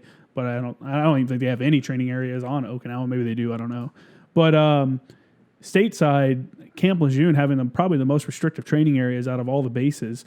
The quality of dudes that come out of there were still super high quality, for the most part. Obviously, there's dudes that could be better and stuff like that and things. But for what we had, training wise, going out to what was the training area there? Freaking, I don't know. There's like OP5 and OP2. Yeah, but what was the impact area? Gulf 10 impact area. Oh yeah. Yeah, so I should know that. Being shop, have to preserve that all the time. Yeah, the Gulf 10 impact area is just flat and like you said, hard terrain features and stuff like that. Maybe, I don't know, but 10th Marines dudes were really good. I was always impressed with those guys, and I even told my ANGLICO dudes when I showed up there, I was like, hey man, some of the JFOs and some of the FOs I had at 10th Marines outshine a lot of these dudes here at ANGLICO, and that's mostly because ANGLICO doesn't do as much artillery work. But I don't know. I think we did a good job making do with what we had out there. It was, yeah. But yeah, talking about all this old artillery stuff, it's funny when you're in, it's like you can't mess anything up. Like if you don't know what REMS is, if you mess up one of the words in REMS, if you say something wrong on the radio, it's all very specific and there's a reason behind how, things are said. And it's, some dudes, I had some dude I used to know when I was in, I made some post on Facebook and there was something in the post that he said was incorrect. Like wouldn't have, like it didn't sound right or something like that. And like I've been out for a couple of years. I don't know the exact terminology for everything. And this dude's been out longer than me. and just started like reaming me on Facebook about it. Like wouldn't let it go. I thought he was joking at first, but just would not let it go. Just kept posting about how it was fucked up that I was saying what I was saying because of the verbiage was incorrect. And that if he didn't know me personally, he would think that I was a liar. And I'm like, dude, let it go, bro. Like artillery dudes are the worst about that. Like I get it and it means something while you're in, but once you're out, like Jesus, let it go a little bit. You know, like yeah, but it is. You know, I remember going up on the hill, especially in 29 Palms. Every now and then, like you take a comm guy with you, and it was always like they were always like super excited because they're like they know that you were going to let them call in a mission of some sort or do something on the radio, and it was one of our boots that messed it up. And I remember we always called it turtle fucking when you take the helmet and smack them in the head with an air helmet. Because it's like, number one, you know better than that. You should know better than anybody. And number two, you're teaching this dude who doesn't know anything. And that's how you're going to teach him. But yeah, it was very, very specific on this is what you say. There's no deviation. And then that's always so weird going to the air side because it's so laid back. Yeah, it's more especially if you're doing ISR, like you're just I remember like in Habbaniya as a Lance Corporal, we're chilling out there in the Humvee at 2 a.m. doing ISR with some 53s, or whatever we had on station. And it's just getting that experience, being allowed to do that. But it's just so, and I remember being so intimidated because I'm an artillery guy. I'm like, what's the format? They're like, there is no format, dude. You just tell them what's going on. Yeah, it's very, it's definitely more relaxed, like environment. Not relaxed, like it's more stressful, but the comms are more relaxed. It's like, dude, just say what you want to say. Like, just tell the pilot what you're trying to tell them. You're right. Yeah, artillery is very like I will say this, and then you will say this, and then I will say this. Dudes argue about if a SEAD mission is self-ending and shit like that. Like, do I send a end of mission for SEAD or not? And some dudes will tell you they will. Some dudes they'll tell you don't. Hopefully, I get some comments. People could on the YouTube page. People could tell me what they think if you should or not. But, it's stuff like that. And then, you go to the air side, and it's just like, dude, tell the pilot what you're trying to tell him. I remember I was going out to OP4. It was OP4 on Lejeune. And there was a TCP class that was up there doing their final controls and stuff. And I was like, I'm just going to drive up and watch. I used to like to go to OP just to watch and hear other people control just so I could, you don't know what you don't know until you see someone go through a situation or you go through it yourself. How do you react in that situation? So I always try to make it a point of going to the OP and then listening to what the people were doing. That way, if they fucked up, I could remember that, so I didn't do that in the future. And I'd been doing it for a little bit now. I'd come back from singing and I'd already done a deployment and stuff like that as a JTAC and came back and that class was up there and they had some SEALs in the class. I don't remember what team they were from, but they had some SEALs that were in the class. And one of the evaluators looked at one of them that was doing a 5-line with Huey. He's like, hey, after this 5-line, I want you to do a medevac. I want you to land them right here, do a medevac, 9-line, blah, blah, blah, blah. And this dude starts sweating. He pulls out his J-fires, flipping through it, trying to figure out the medevac, whatever, the LZ brief. He's never done an LZ brief, so he's just like, how do I, what do I say? What's the order? What's the whatever? And I'm like, bro, I sit there and watch him for a full minute, just sweating, going through his J-fire. And I'm like, hey, man, I was like, dude, calm down, man. I'm like, just, where are you landing him? Right there? Tell him what you see. Hey, you're landing in a big dirt spot. To the west, there's a tower. To the east, there's this. Here's the direction I want you to come in. I was like, quit worrying about the format. Get off the J-fire tip, bro. You got to put that thing down and just tell the dude what you see because this isn't the time for something like that. And I think that people that come from the artillery world have a hard problem because it's very I will say this, you will say this, strict, like you were talking about. It's very scripted. And then if you mess up one thing in your transmission, especially if you're a call for fire or something, everyone's like, this piece of shit. The FDC's like, did you hear that? Did you hear that, dude? Fuck him. Worst FO ever. It's just, we're so hard on each other. But, you have to be, though, to end up being good at it. But, yeah, so you did 3 deployments. You pumped out with 510. Where were you at with those guys? I went to Camp Leatherneck for a year. Oh, ooh. RCT or we ended up being the brigade headquarters group, BHG, supporting the MEB, Marine Expeditionary Brigade. So we were part of the big 10,000 plus up. But yeah, BHG, Big Hairy Gonads. What year was this? We left in April of 2009 and got back April of 2009. Oh, so you mean April of 2010? So April 2010. So when I hit my first anniversary with my wife, like I was saying, we got married in August. I went to West Virginia with ANGLICO, did some field ops, went out to Mojave Viper for January, February, came back, be like, hey, we're wheels up for Afghanistan for a year in April. So, I hit our 1 year anniversary and I was in Afghanistan, but haven't missed one since. So yeah, you get used to missing everything, when you're in the military, especially when you're a fire support man, and then even more so when you become a JTAC, like, because you're just never. I was gone all the time, which I liked, but also at the same time, I understood the negative effects it was having on family and stuff. There's nothing worse than telling your kid goodbye, especially when I first came in. My kid was a baby, so he doesn't know anything. But when he got older and he knew I was leaving, and he would like cry and like, oh, I don't want you to leave. I remember one time he's like, I don't want you to leave. I want you to come back and let's watch this movie with me. And I'm like, dude, oh, you're killing me. Like, it's like you're stabbing me in the heart, bro. Like, I can't, man. I love you, but I'll see you in a few months. It's tough. It's a and I'm glad my son was born 9 months after I got back from Afghanistan. So it was I was thinking about it the other day. I'm like, man, it's almost 9 months to the day that I got back from Afghanistan. So he doesn't, and I got injured in Afghanistan, so I never went out to the field. I didn't go on any extended field ops once he was born. I had never like really missed anything because I was deployed or out in the field or anything. So he really doesn't know.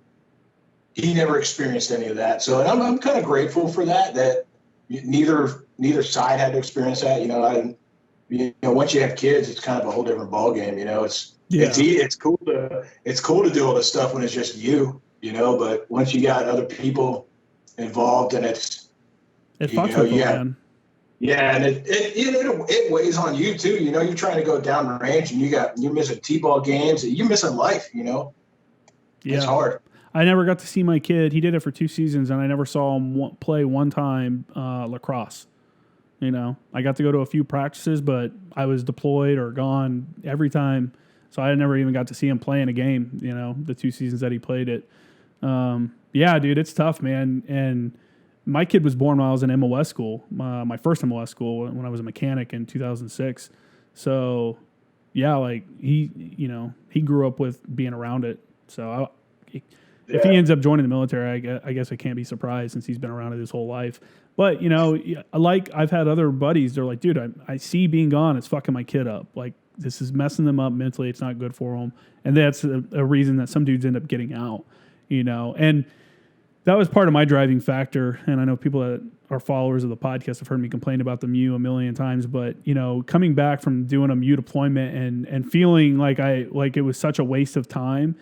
And I just, that was such a driving force for me getting out, because I was just like, dude, I can't justify leaving my kid for 7 months on a we might get to do something, maybe, you're a MU command element person, you might get to go do something. So it's like, dude, if this is the future, like if Iraq and Afghanistan are winding down, like we're done there and this is the future, this isn't for me. And, and at the same time I was moving towards working at a desk more, because now, I was a senior staff sergeant. I was, in zone for gunny and stuff. And I was just like, dude, fuck this. Like, if I want to work at a desk, I'm going to do it where I can grow my hair how I want, put my hands in my pockets, and get paid a sufficient amount to sit at a desk and work at a desk, rather than get treated like a child and still have to work at a desk and, not get to do all the cool stuff that I was used to. So what was your driving factor of getting out? So I got injured in Afghanistan, so I didn't have a choice. They med set me. So. Oh, okay. Well, how'd you get injured? So when we were over there, I got put on sergeant of the guard duty for Camp Leatherneck, which was amazing. It wasn't so bad. Met a lot of really cool people doing it. Met a lot of people. I did that I was on that for 3 months, And I mean, I'm still friends with a lot of those guys on Facebook, still talk to a lot of them. I think it's one of the greatest things about the military is you can know somebody for like 3 months and you have a stronger friendship than, somebody you've known since childhood. These times just forge you. But, we had done our rounds of the post, and we were in a 7-ton. We got back to the little operation center, and I had a pack in the back of the 7-ton that was sticking out the back, and I just reached up to grab it, and it was stuck. So I climbed up the ladder, was standing right in the back of the 7-ton, yanked that thing all it was worth, and I went out the back of the 7-ton, landed flat on my back. Got pins and needles all through my body. I just laid there for a minute. I'm like, I think I'm all right. So I got up. So I had extended to go to Afghanistan. When I got to 510, I was coming up on my EAS. I extended because I heard that they were going to Afghanistan. So I'm like, yeah, I've been to Iraq twice. Why not go to Afghanistan? Mm-hmm. So did that. I re-enlisted in September of 2009. And I extended too so I could get the re-enlistment bonus tax-free over there. Gotta do it that way. That's the way to do it. 6-1s in 2009 we're still getting that top-end bonus. So that's when I lap moved. So a lot of you did. And actually, you had Gage on the other week. He and I got to know each other because he was at 510 when I got there. So okay. He came to 510 right after I did or something. But we became pretty good friends when we were both at 510 because he was a 6'1" too. A lot of cool 6'1s at 510. It was a really laid back shop. Dudes that they liked their job, they wanted to do it. Yeah. So I re-enlisted in September, and then I had that fell out of the back of the 7-ton in November, and then it was kind of one of those things like I didn't want to say nothing, and I don't want my back was hurting, my legs didn't feel right, and I'm like I don't want to be that guy. If we're deployed in Afghanistan to be like, oh, my back hurts. You're like, no shit, everybody's does. Suck it up and keep moving. And it just got to the point by the end of the deployment where it's like I could not control my legs. Like my legs weren't doing what I wanted them to and whatever. So we had the you had that medical assessment, that redeployment medical assessment or whatever they call it. And so I told the medical officer what had happened then, and he's doing all these tests. He's like, if you would have told us when this happens, you would have been evacuated. We got back in April, had a couple MRIs, and because I was having a lot of low back pain, and so they started there. They're like, there's some degeneration, but nothing, nothing out of the ordinary. Did my T-spine, nothing bad. They did my C-spine. I got the X-ray like the next day. They called me like, you need to get down here right now. When I had fallen, it had herniated a disc and crushed my spinal cord in my C-spine. What's the C-spine? So the C-spine is your cervical spine, so that's pretty much your neck. So from the base of your skull, you have like your atlas, and then C1 through C6 or 7, and then it like at your shoulder girdle. So it had crushed C4 and like right at C4, C5, and it herniated. And then there was damage all the way up because I finished out the deployment, so I'm humping stuff around and whatever. Mm-hmm. And it was just rubbing that entire time. And when he had put up the X-rays of my spine, like you could see the spinal cord was all damaged and scarred up and stuff. So I ended up having surgery on my anniversary. So second anniversary, I was having surgery. Nice. And so I had a C4, C5 fusion. And they're like, hey, we're going to stabilize it, but the damage is done. So after that, I had been told that they were going to stick me in Wounded Warrior Battalion after that. And then I was put on like 48 days of convalescent leave. So I was just like sitting at home, mm-hmm. growing a beard. I had that cool like neck collar thing. Oh, no way. But I was just on program, just doing whatever I wanted to do for 48 days. Then I went back and I was on like permanent limited duty. While that was all still healing up because my neck was super swollen from the surgery because I just went in from the front to do the fusion, and then they ended up sticking me in the armory, and I'm like, what? And so when I went into the armory, there was a corporal that was in there that was the armory chief, and he was just kind of like standard Marine Corps, like, oh, you're a sergeant. I'm like, look, dude, you're an armorer. This is your house. I said, you need my weight as an E5 to get something done. I said, otherwise, you tell me what to do. I said, I'm just here for the ride. Yeah. You're in charge. So it was kind of cool being in the armory. I found out how much it sucks when they go to the range. Because I had to show up at the armory to do weapons draw, and then it was fun hanging out the window talking trash to all the people. But then they went out to Mojave Viper again, and so I was stuck in the armory for that entire time. And they did the armory EMV, or the one. I guess they don't really. They have a temporary armory at EMV, don't they? Run one out there. So they took out what they needed, but I was stuck at 510's armory. Okay. Right behind N Street there. And then so having to deal with the duty and all that kind of stuff, and I'm just like, bro, nobody's here. I'm having to sit here in the armory. But I got it to work where they would pass it to each other. So they were kind of responsible for it. And then what I would do, because they were still having accountability formations for all the remain behinds, I'd show up at accountability formation in shorts and a t-shirt, stop at the 7-Day store and jet out to Onslow Beach and chill out there till noon, go swimming, hang out. Just hang out on Onslow Beach till noon, then jet back to the armory for the day. Fucking RBE dudes. This is all the secrets. This is why all those guys are so locked down on RBE now. Yeah. Grab a monster and a sandwich and just chill on the beach all day, head back.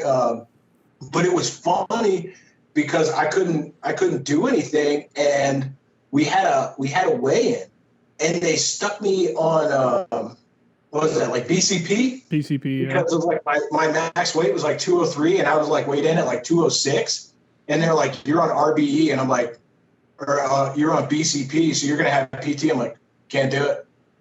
Permanent light duty, can't do it. I'm on a med board. I don't know what you expect. What does that entail? So I've heard of multiple people saying they've gotten out on a med board and stuff. What does that actually mean? They're just going through your records, and do you actually have to go and meet with someone, or what? So what it meant for me was the medical officer pretty much took care of all the paperwork. So they write up what's going on. They have submit copies of your medical records. And it goes to this board, and they look at your stuff, and they're the ones that determine what your percentages are.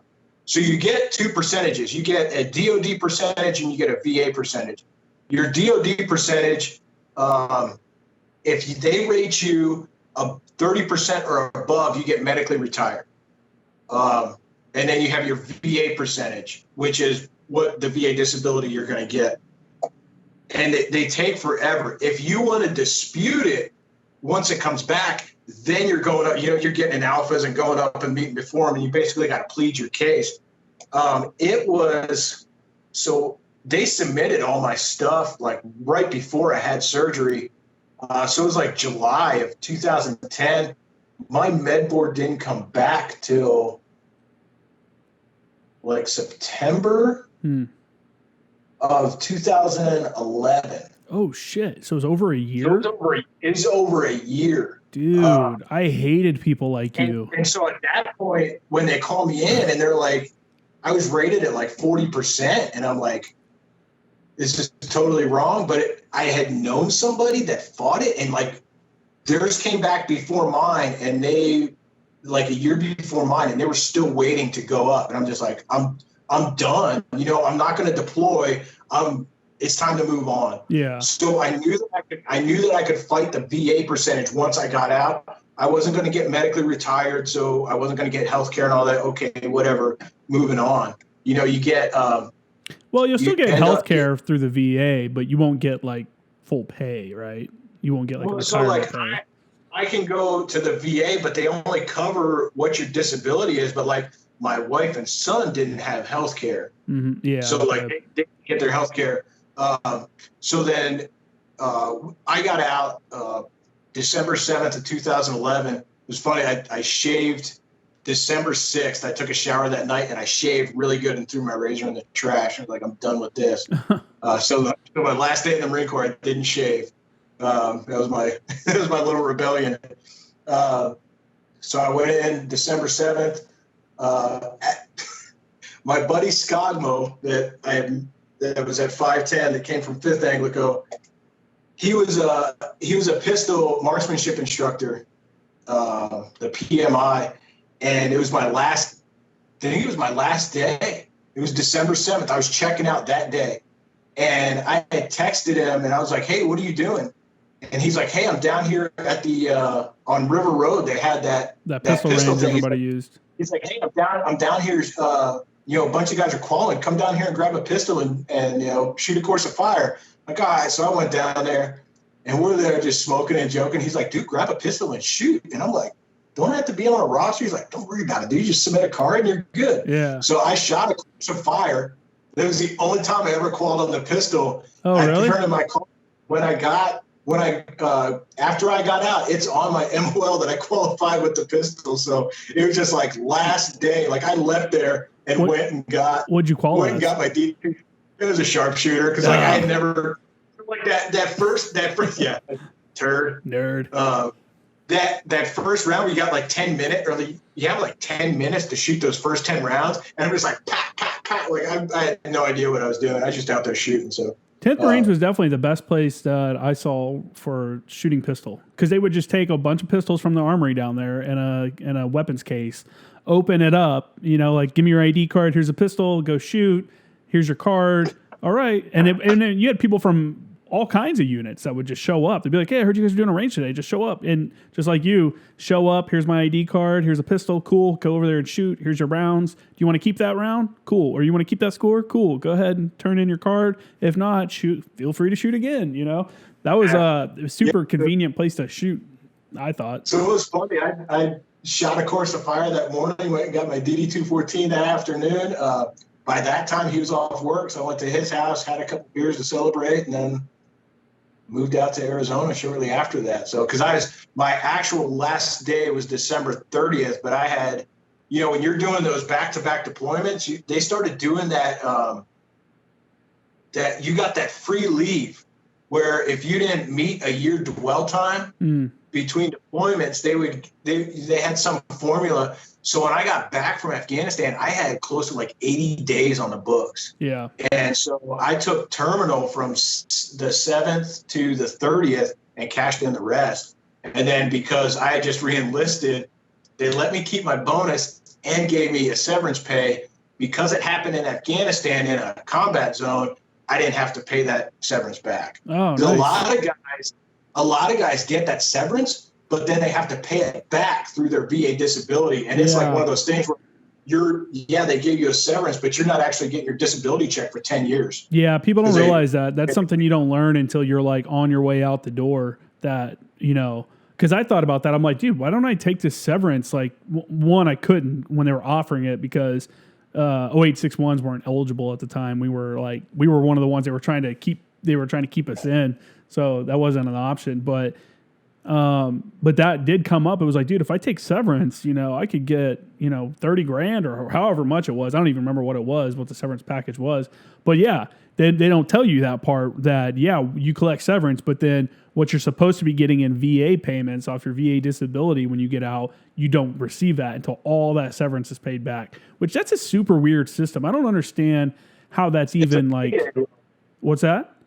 It's a payday loan. Yeah, exactly. You're getting, if you're not aware that that's the case, that could really, no one should bank on VA, disability money for everything that they survive on. But it is something that some people do look forward to getting when they get out, especially if you've done, like I did three enlistments. So obviously it wasn't hard to get a VA rating for me. I've never challenged mine. I always hear about these people that try to do as much as they can to get up to 100%, because you can get I think it's like $3 grand or something if you have 100%, but I've never even challenged mine. Right now with a spouse and a dependent. What, how much is it? $34.06 a month. Yeah. See, I don't even, I thought about, because there's a couple things that I had listed on there, some injuries I had, like I had broken my hand apparently at some point. I found out before I got out, I got an x-ray of my hand and it had been broken. And then I messed up both of my shoulders before I got out. And but they didn't count my hand on the VA, and they only counted one of my shoulders as injuries that I got while I was in. So things like that, I could go back and challenge. I just haven't done it, or I don't know. I'm not I don't like taking money from the system. You know, I'm not a. Yeah, it's a fine line, because like I have a buddy that I worked with once I got out here in Arizona. He did 23 years in the Marine Corps, got out as a gunny. He ended up being in a helicopter test cell. So he was in for 23 years and never deployed. And people are like, oh, you know, there was another guy there that was in the Army that talked trash on him. He's like, bro, I went in 83. You know? So it's like, until Iraq, nothing was going on. So he got out in 2006. You know, so it's people did long enlistments all the time without deploying. It's just, you know, for me, it's foreign just because, you know, I was in during wartime. But yeah, you go in 83, you could totally do 20 years and never even have a chance at deploying. There are some scumbags that are still in or were in while I was in that were making gunny would never have gotten a deployment in. I remember on my last deployment on the Mew, we had this female gunny, and this was her first deployment. And I'm like, get the fuck out of here. I'm like, this is my 5th deployment. She'd been in longer than me too, like a couple years longer than me. And I'm like, you've never even deployed one time? Her and I got put on an advanced team to go to Malaysia to set up training there, like do the meet and greet and talk to their diplomats and their military people. And so we were out there doing that whole setup. And I remember the first morning we woke up in the hotel in, it wasn't Kuala Lumpur. It was one of the islands, like way out there. And I remember we woke up and I just hear the prayer calls from all the mosque, you know, super loud. And because Malaysia is a really Muslim country. And I go to breakfast. I meet her up at, you know, where you go get breakfast at the hotel. And she's like, did you hear that music this morning? That was so weird. She didn't even know that was the call to prayer. I'm like, Jesus, you are such a boot. I was making fun of her. I'm like, Jesus, like do a deployment sometime, you know, quit being a scumbag. Fucking, some people, man. That's what's weird is, you know, with him being in the test cell, it's like there wasn't an opportunity to deploy. Yeah. You know, that's different. That's completely different. He got, you know, but it was really cool.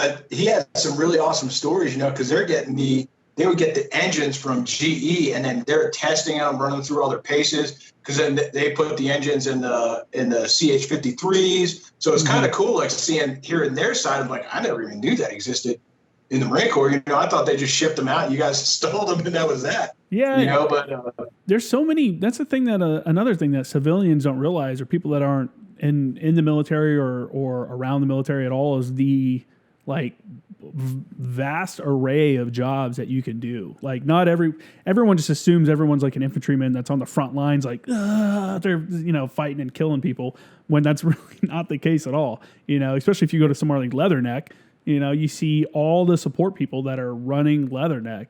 And that's like their deployment. Like their deployment wasn't intense at all. It was like, yeah, I had to walk to the Green Bean and get a coffee, and then I walked to the chow hall and got chow. You know, like. And there's nothing wrong with that. You know, they don't decide their fate, but at the same time, it's weird that people don't understand the big variety of jobs that you can do and how that could set people up for the future. But we're at just over 2 hours. I've been trying to keep these close to 2 hours. I don't want to end yet, but I want to kind of start wrapping it up. So what are you doing now? I know you told me that you had, you know, come back from like your injuries had gotten pretty bad, obviously, and stuff like that. And, you know, So when I first got separated, I went down into a big, because I mean, I just re-enlisted. Mm-hmm. It's like, hey, I'm going to do this for another 4 years. And then it was just like, oh, no, never mind. You're out. Yeah. Which is a weird feeling, right? Yeah. I mean, it's a double-edged sword. You know, I'm free, but at the same time, it's like, this is what I was planning on doing for at least one more enlistment. Well, plus now you're on the outside looking in. You're no longer peeking behind the curtain, you know? Right. And so there's this weird dynamic with the brotherhood, if you will, of the military, that when you're in, it's tight, you know, super tight brotherhood. But once you get out, it's just kind of, everybody kind of does their own thing, and it starts kind of unraveling a bit. but I stayed pretty close with a lot of guys. It's one of the great things about social media is, either staying in touch with people or you come across people that it's like you would cross paths and didn't even know it. Mm-hmm. I've run across people that like we were in the same places at the same time and didn't know each other then, but we chewed a lot of the same dirt. But so I went into a big depression and just eating and drinking, turned into a big food blister. We moved out to Arizona.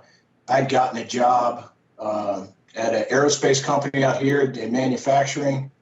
And then I had a bad flare-up in my back. I had gone out to the spinal clinics. I'm supposed to get sent out. I was having a spinal injury. I'm supposed to go out to the spinal clinic once a year, which, because it's a VA, happens like once every 2 years, if I'm lucky. So I had this, and the way it works is you get a call like a week before, like, hey, there's a bed space if you want to go out, next Monday. And it's like, okay, I work a full-time job, dude. I can't just be like, oh, yeah, hey guys, I'm dipping out for 2 weeks to go out to California. The job I worked at was really good at working with me, getting all the paperwork done. But so I went out on a Wednesday, but like that Monday I woke up and like my lower back just felt really, it was just a lot of like aching pain. Mm-hmm. Nothing too bad. Like my legs just weren't working right. I'm like, all right. So I made it through the day. And then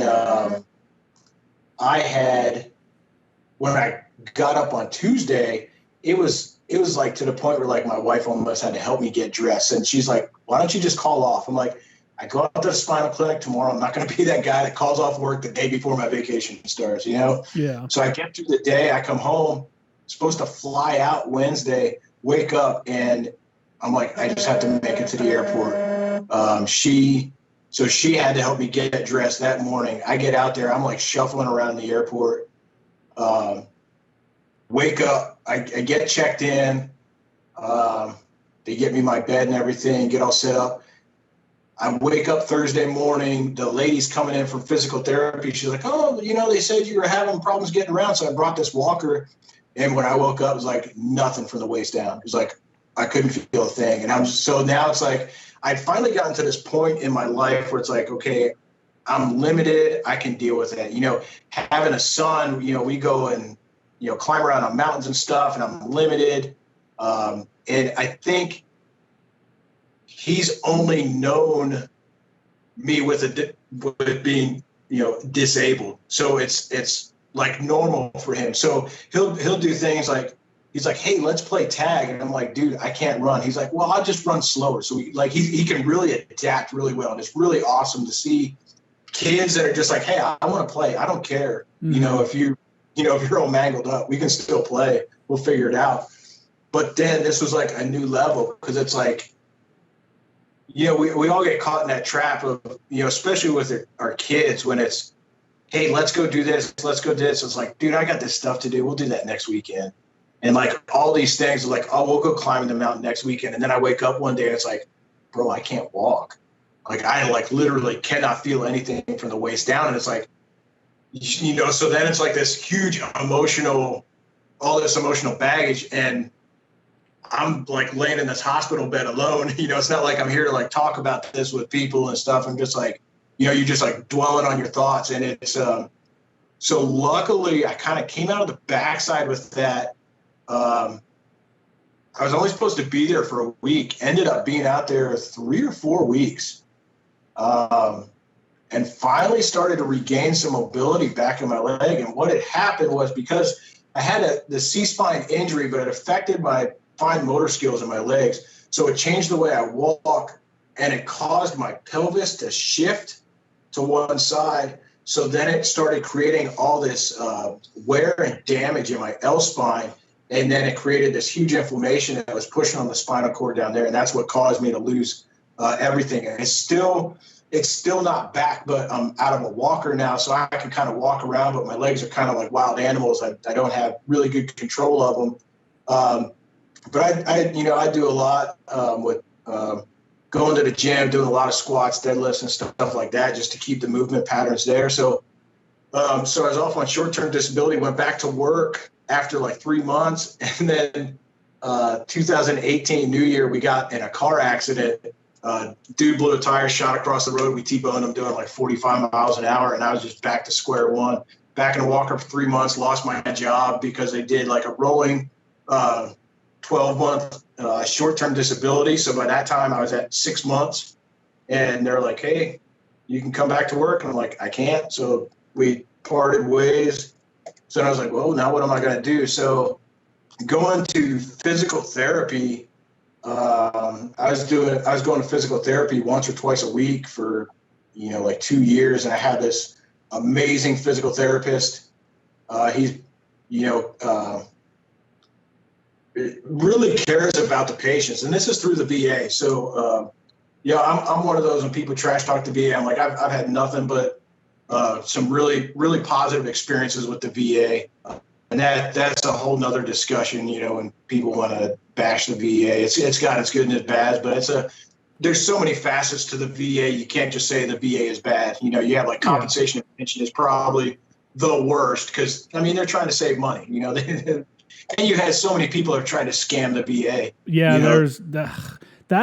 that right there is what kind of drives me to not go back and challenge some of the stuff that the VA, didn't approve on my list of stuff that I was like, hey, this is the stuff that I injured when I was in. Because I don't want to be looked at like someone that's trying to scam the system. And then I'm not, but you see so many of those guys. There's Facebook groups that are dedicated to be like, hey, just say this and you'll get this. Here's the specific things you need to talk about so that you can get rated for this. And it's like, it's such a scummy fucking move, man. And I don't know, man. It's just. And I think the big ones for that are like the PTSD claims, because I've seen the exact same thing, and I saw it when I was in the middle of fighting. So Paralyzed Veterans of America fought my case for me. You have like the DVA or the DAV. That's the big one that people go to. Paralyzed Veterans of America, like any kind of spinal cord disease stuff, they take on those cases, and they were amazing because now you have to fill out like these disability questionnaires, and it's like an in-depth process. It's a pain in the butt, but then they go because the VA rejected my PTSD claim, and I'm kind of like, whatever, I don't care. I just kind of put it on there, and my rep was like, well, you have a combat action ribbon. This should just be like almost like a sure thing.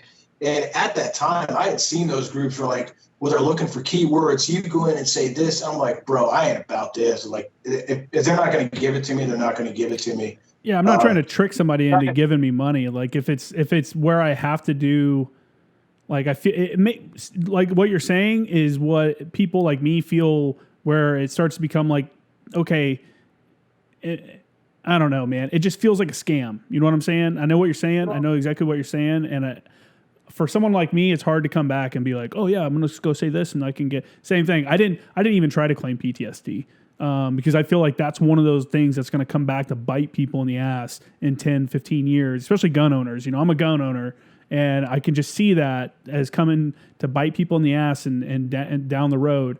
And I didn't even want to get involved in that. And that's another thing that, I could jump on if I wanted. But, man, I just fucking hate the scumbags that use PTSD and stuff like that for everything.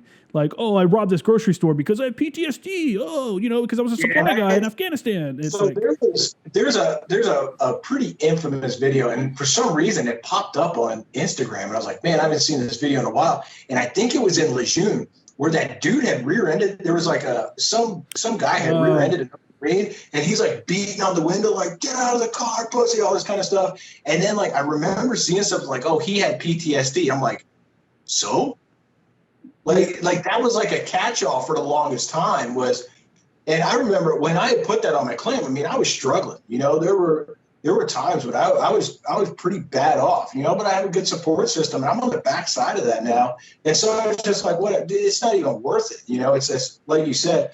My big thing that I tell people, because I run into a lot of people, because then especially they're like, oh, well, you got like this spinal injury, so like they're like, I don't feel worthy to submit my claim. But I always bring up, like with your hand, it's one of those things that, yeah, it's not bothering you now, but what about when you're like 60 and your hand's all mangled and now you're having to come out of pocket when this is something that the military should have been handling? So even if you go in and get something rated for 0%, but it's service connected, if it gets worse in the future, then you can go and get, you can go get help for that. That's my biggest thing for people, especially with like things like that, or like hearing. People are like, oh, I don't want to go get my hearing. I'm like, but it's not bad now, but it can be. Yeah. Those things can get worse. Yeah.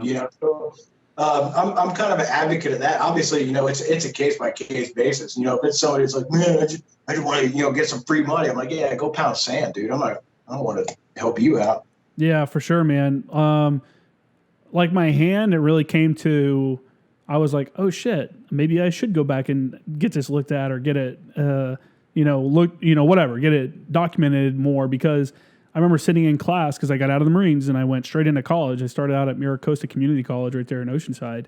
And I was in my Film 101 class, and our exam was like we had to write, like hand write, like a couple pages. And I remember getting through like the first paragraph and having to stop and just like stretch my hand out, because it was just hurting my hand so much just to write that much, because who hand writes anything anymore, And my professor's like, oh, your hand can't be getting that tired, this early, already. He's like, and I'm like, dude, it's fucked up, dude, and that's the first time that it ever really bothered me, where I'm like, maybe I should go get this looked at, because when I'm actually doing something for an extended period of time, like writing out, paragraphs of whatever, it does affect me. And I don't know. I don't know. I hate going. I just don't want to be involved with it at all. You know what I'm saying? I don't like going to the doctor if I don't have to. My back has been jacked up since I got out. Like, I'll go for a walk. I can't walk right now. It's getting better because I've been stretching, trying to do better stretching and stuff like that. But right now, if I walk for more than 10 minutes, like my left leg goes completely numb, because I got a real bad sciatica issue that I fucked my back up at JRTC working with the Brits out in Fort Polk in Louisiana. And I remember the exact time I did it, and it just never has gotten better. I've had moments where it's better, and then, like you said, it'll flare up, and it'll be like, dude, I can barely even move right now, and shit like that. I really need to go back to the VA and talk to them about it. I just haven't done it yet. I just hate going to the doctor. So through all that with my physical therapist, I was gonna and like going to the gym and stuff. I saw how for me going to the gym and the physical therapy like that almost 100% took care of my mental health issues. Like I found this purpose and all this kind of stuff. So I was gonna go the personal trainer route, and then my physical therapist was he's a certified strength and conditioning specialist. It's a CSCS through the National Strength and Conditioning Association. And I had gotten a bachelor's degree when I got out, because that was my biggest regret when I was in, and I didn't use a tuition assistance. Mm-hmm. So I'm like, I'm not letting this GI Bill go to waste. Got a bachelor's degree. I wasn't really doing anything with it. So then he said about that. So I started studying for that, and it's just like, I don't have an exercise science background. It's really science intensive. But I was learning it. And then the National Strength and Conditioning Association has a certification. It's a tactical strength and conditioning facilitator.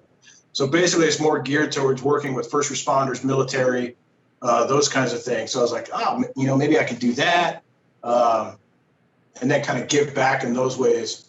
Either doing like boot camp prep stuff, or working with fire departments and stuff like that. So out in San Diego, they had a practitioner's course. I went out, I did the course. It was like a week long. So hanging out in Point Loma, from 8 a.m. till 5 p.m, and drinking beer, hanging out on the beach, going eating some awesome seafood. Can't be mad. And then San Diego, man. Yeah, I can never be mad. Driving down into Coronado, taking a look around again. Then I took the test, passed that. I was working at a gym. Then all this COVID stuff happened, but looking at getting in and doing like wellness with fire departments and stuff, because it's there's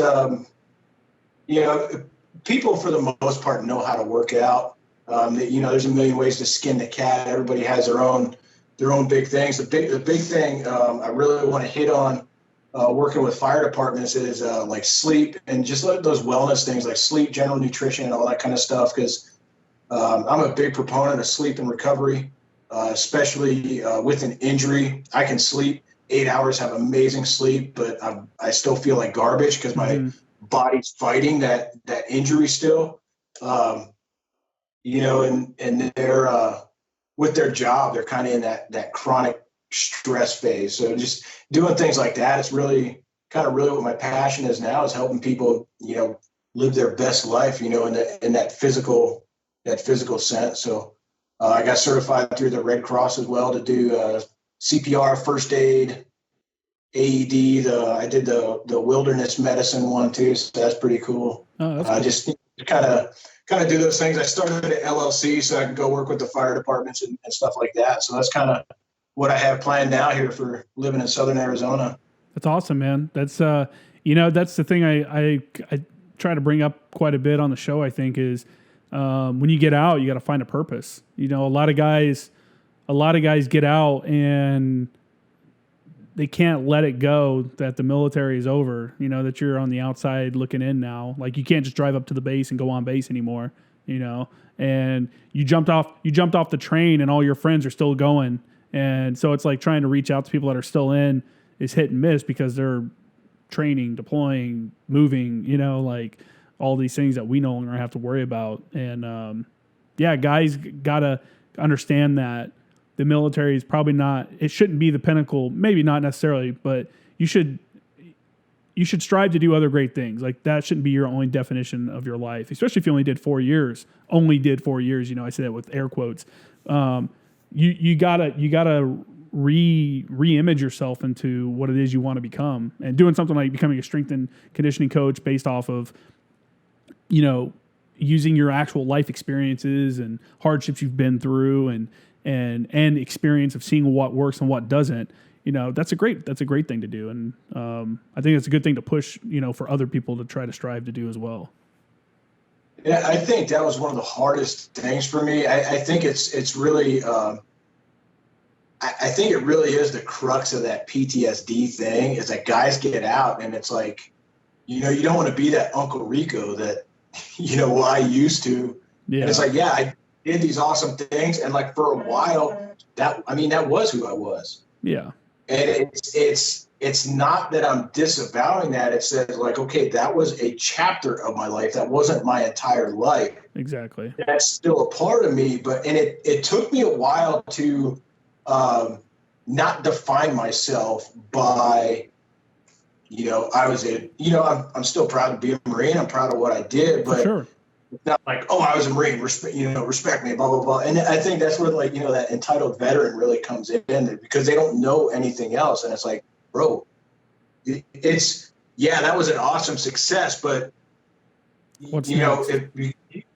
can't rest on your laurels, right? That has to be a stepping stone onto another awesome thing. And that really bit me, you know, when I came back from that first deployment, because I was like, oh, I'm a Lance Corporal. I fought in Ramadi. I worked with SEAL Team 3. I'm badass. And it's like, okay, so now what are you going to do? Yeah. You know, but I didn't have that mental switch go that, oh, this is a stepping stone. I wanted to kind of be like, you know, you should respect me because I did this. And people are just like, yeah, so did a bunch of other people. So what? Yeah. You know, so that was kind of a hard thing for me to get over, especially once I got out of not defining myself by, you know, I'm Mr., you know, United States Marine, 3 deployments, whatever.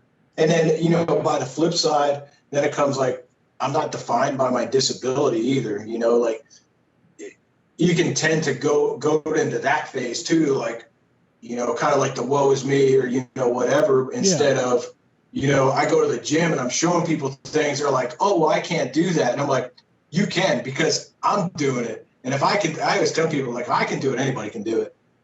You know, as jacked up as I am, it's kind of helped me connect with some clients that come in with injuries, especially like older clients, like, and it's a great thing. And working at the gym, I ended up getting this 80-year-old guy in, and he hadn't been to the gym in decades probably. And he was like, well, I don't know. And I told him my story. He's like, well, all right. And it turns out this dude was a Marine, went in the Marine Corps like right after the Korean War. Oh, so we just sat in the office just shooting the breeze for a couple hours each day. Every time he'd come in, we'd sit and chat. And like, he had worked at Marine Corps Test Unit 1 out at Yucca Flats doing like nuclear testing and stuff, testing flak jackets like back in the 50s and 60s. It's like, dude, this is awesome. You know, I think that's the cool thing about the Marine Corps is no matter when you're in, it is a brotherhood. Oh yeah, for sure. I've rarely met people that it's like, oh, you're a Marine. Oh, that's cool. All right, see you later. You know, and I honestly don't see that in other branches. You know, I don't see people, oh, you were in the Army? I was in the Army too. Cool. It's not like that. Well, it's because the Marine Corps has done a great job of putting itself out there as being the hardest branch to get into, you know, being the hardest branch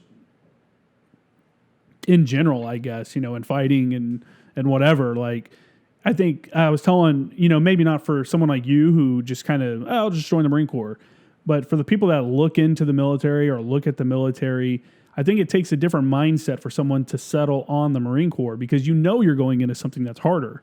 Like, I could go in the Army, but I'm going to join the Marines, even though I know it's harder, boot camp's longer. You know, you hear all the stories. And the Marine Corps has done a very good job of marketing itself as being this, like, super elite force, in which there's nothing wrong with that.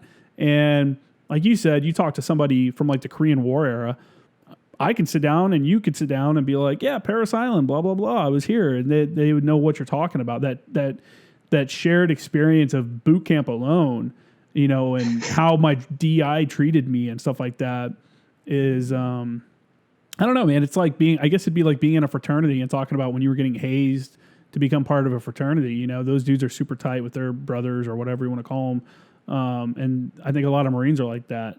And nothing wrong with that. And I think people should do more to like, I don't know, talk to other veterans, you know, maybe not necessarily go to the VFW or stuff like that, but at least reach out to people you know and say what's up every once in a while, you know, guys that are in and guys that are out, guys and girls, obviously. Right. Just because it, I don't know, it reminds you, I guess. It reminds you of the brotherhood and who else is going to reach out to those people? You know, like why not reach out to someone that you went to a combat deployment with? There's no reason why that relationship has to end at the end of your contract. Like, that can continue on. And honestly, Facebook, the only reason I even have Facebook is because of my military friends. If it wasn't for keeping in touch with my military friends and stuff like that, I would not have a Facebook. I wouldn't even have a business Facebook page, to be honest. I would not have Facebook at all. My personal page, I barely post anything anymore. I only post stuff on my business page, and I talk to my military friends on Messenger and stuff like that.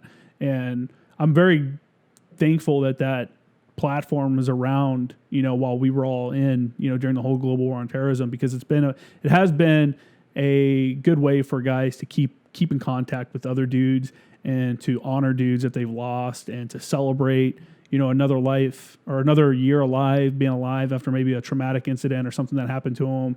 And guys that went through like World War II and Korea and Vietnam didn't have that. You know, they came back home and they went back to their hometown. And that's why the VFW was big for those guys, because that was the place they could go and talk to their friends. Whereas now it's, you know, 2020 and we're doing it via social media and technology. And yeah, man, it's like that's how we met. You know, we've never actually met in person, and you know, we met through social media, just on veterans page. You started to message me or something. I don't remember how, but you know. Yeah, I think at Instagram we hooked up, but it's like it's funny. You know, because my wife was like, "How do you know this guy?" I was like, "Honestly, we've never met, but we like know like 90 of the same people." Yeah, you know, it's like we could sit here and be like, "Oh yeah, we have like 200 mutual friends." You know, it's you know whether ANGLICO or 10th Marines, it's like we, you know, like Master Guns Darnell, he was the ops chief at 2nd ANGLICO when I was in the 3 shop. So, I mean, he's a great dude, and then Master Sergeant Pate, was really good. Yeah, it's funny. A lot of guys will message me. I'll get messages after episodes, and dudes will be like, "Oh man, you know, I really appreciate the podcast. You know, you were talking about so and so. I haven't heard that name in forever." Like these dudes that are like legends, you know, within our community or within whatever community we're discussing.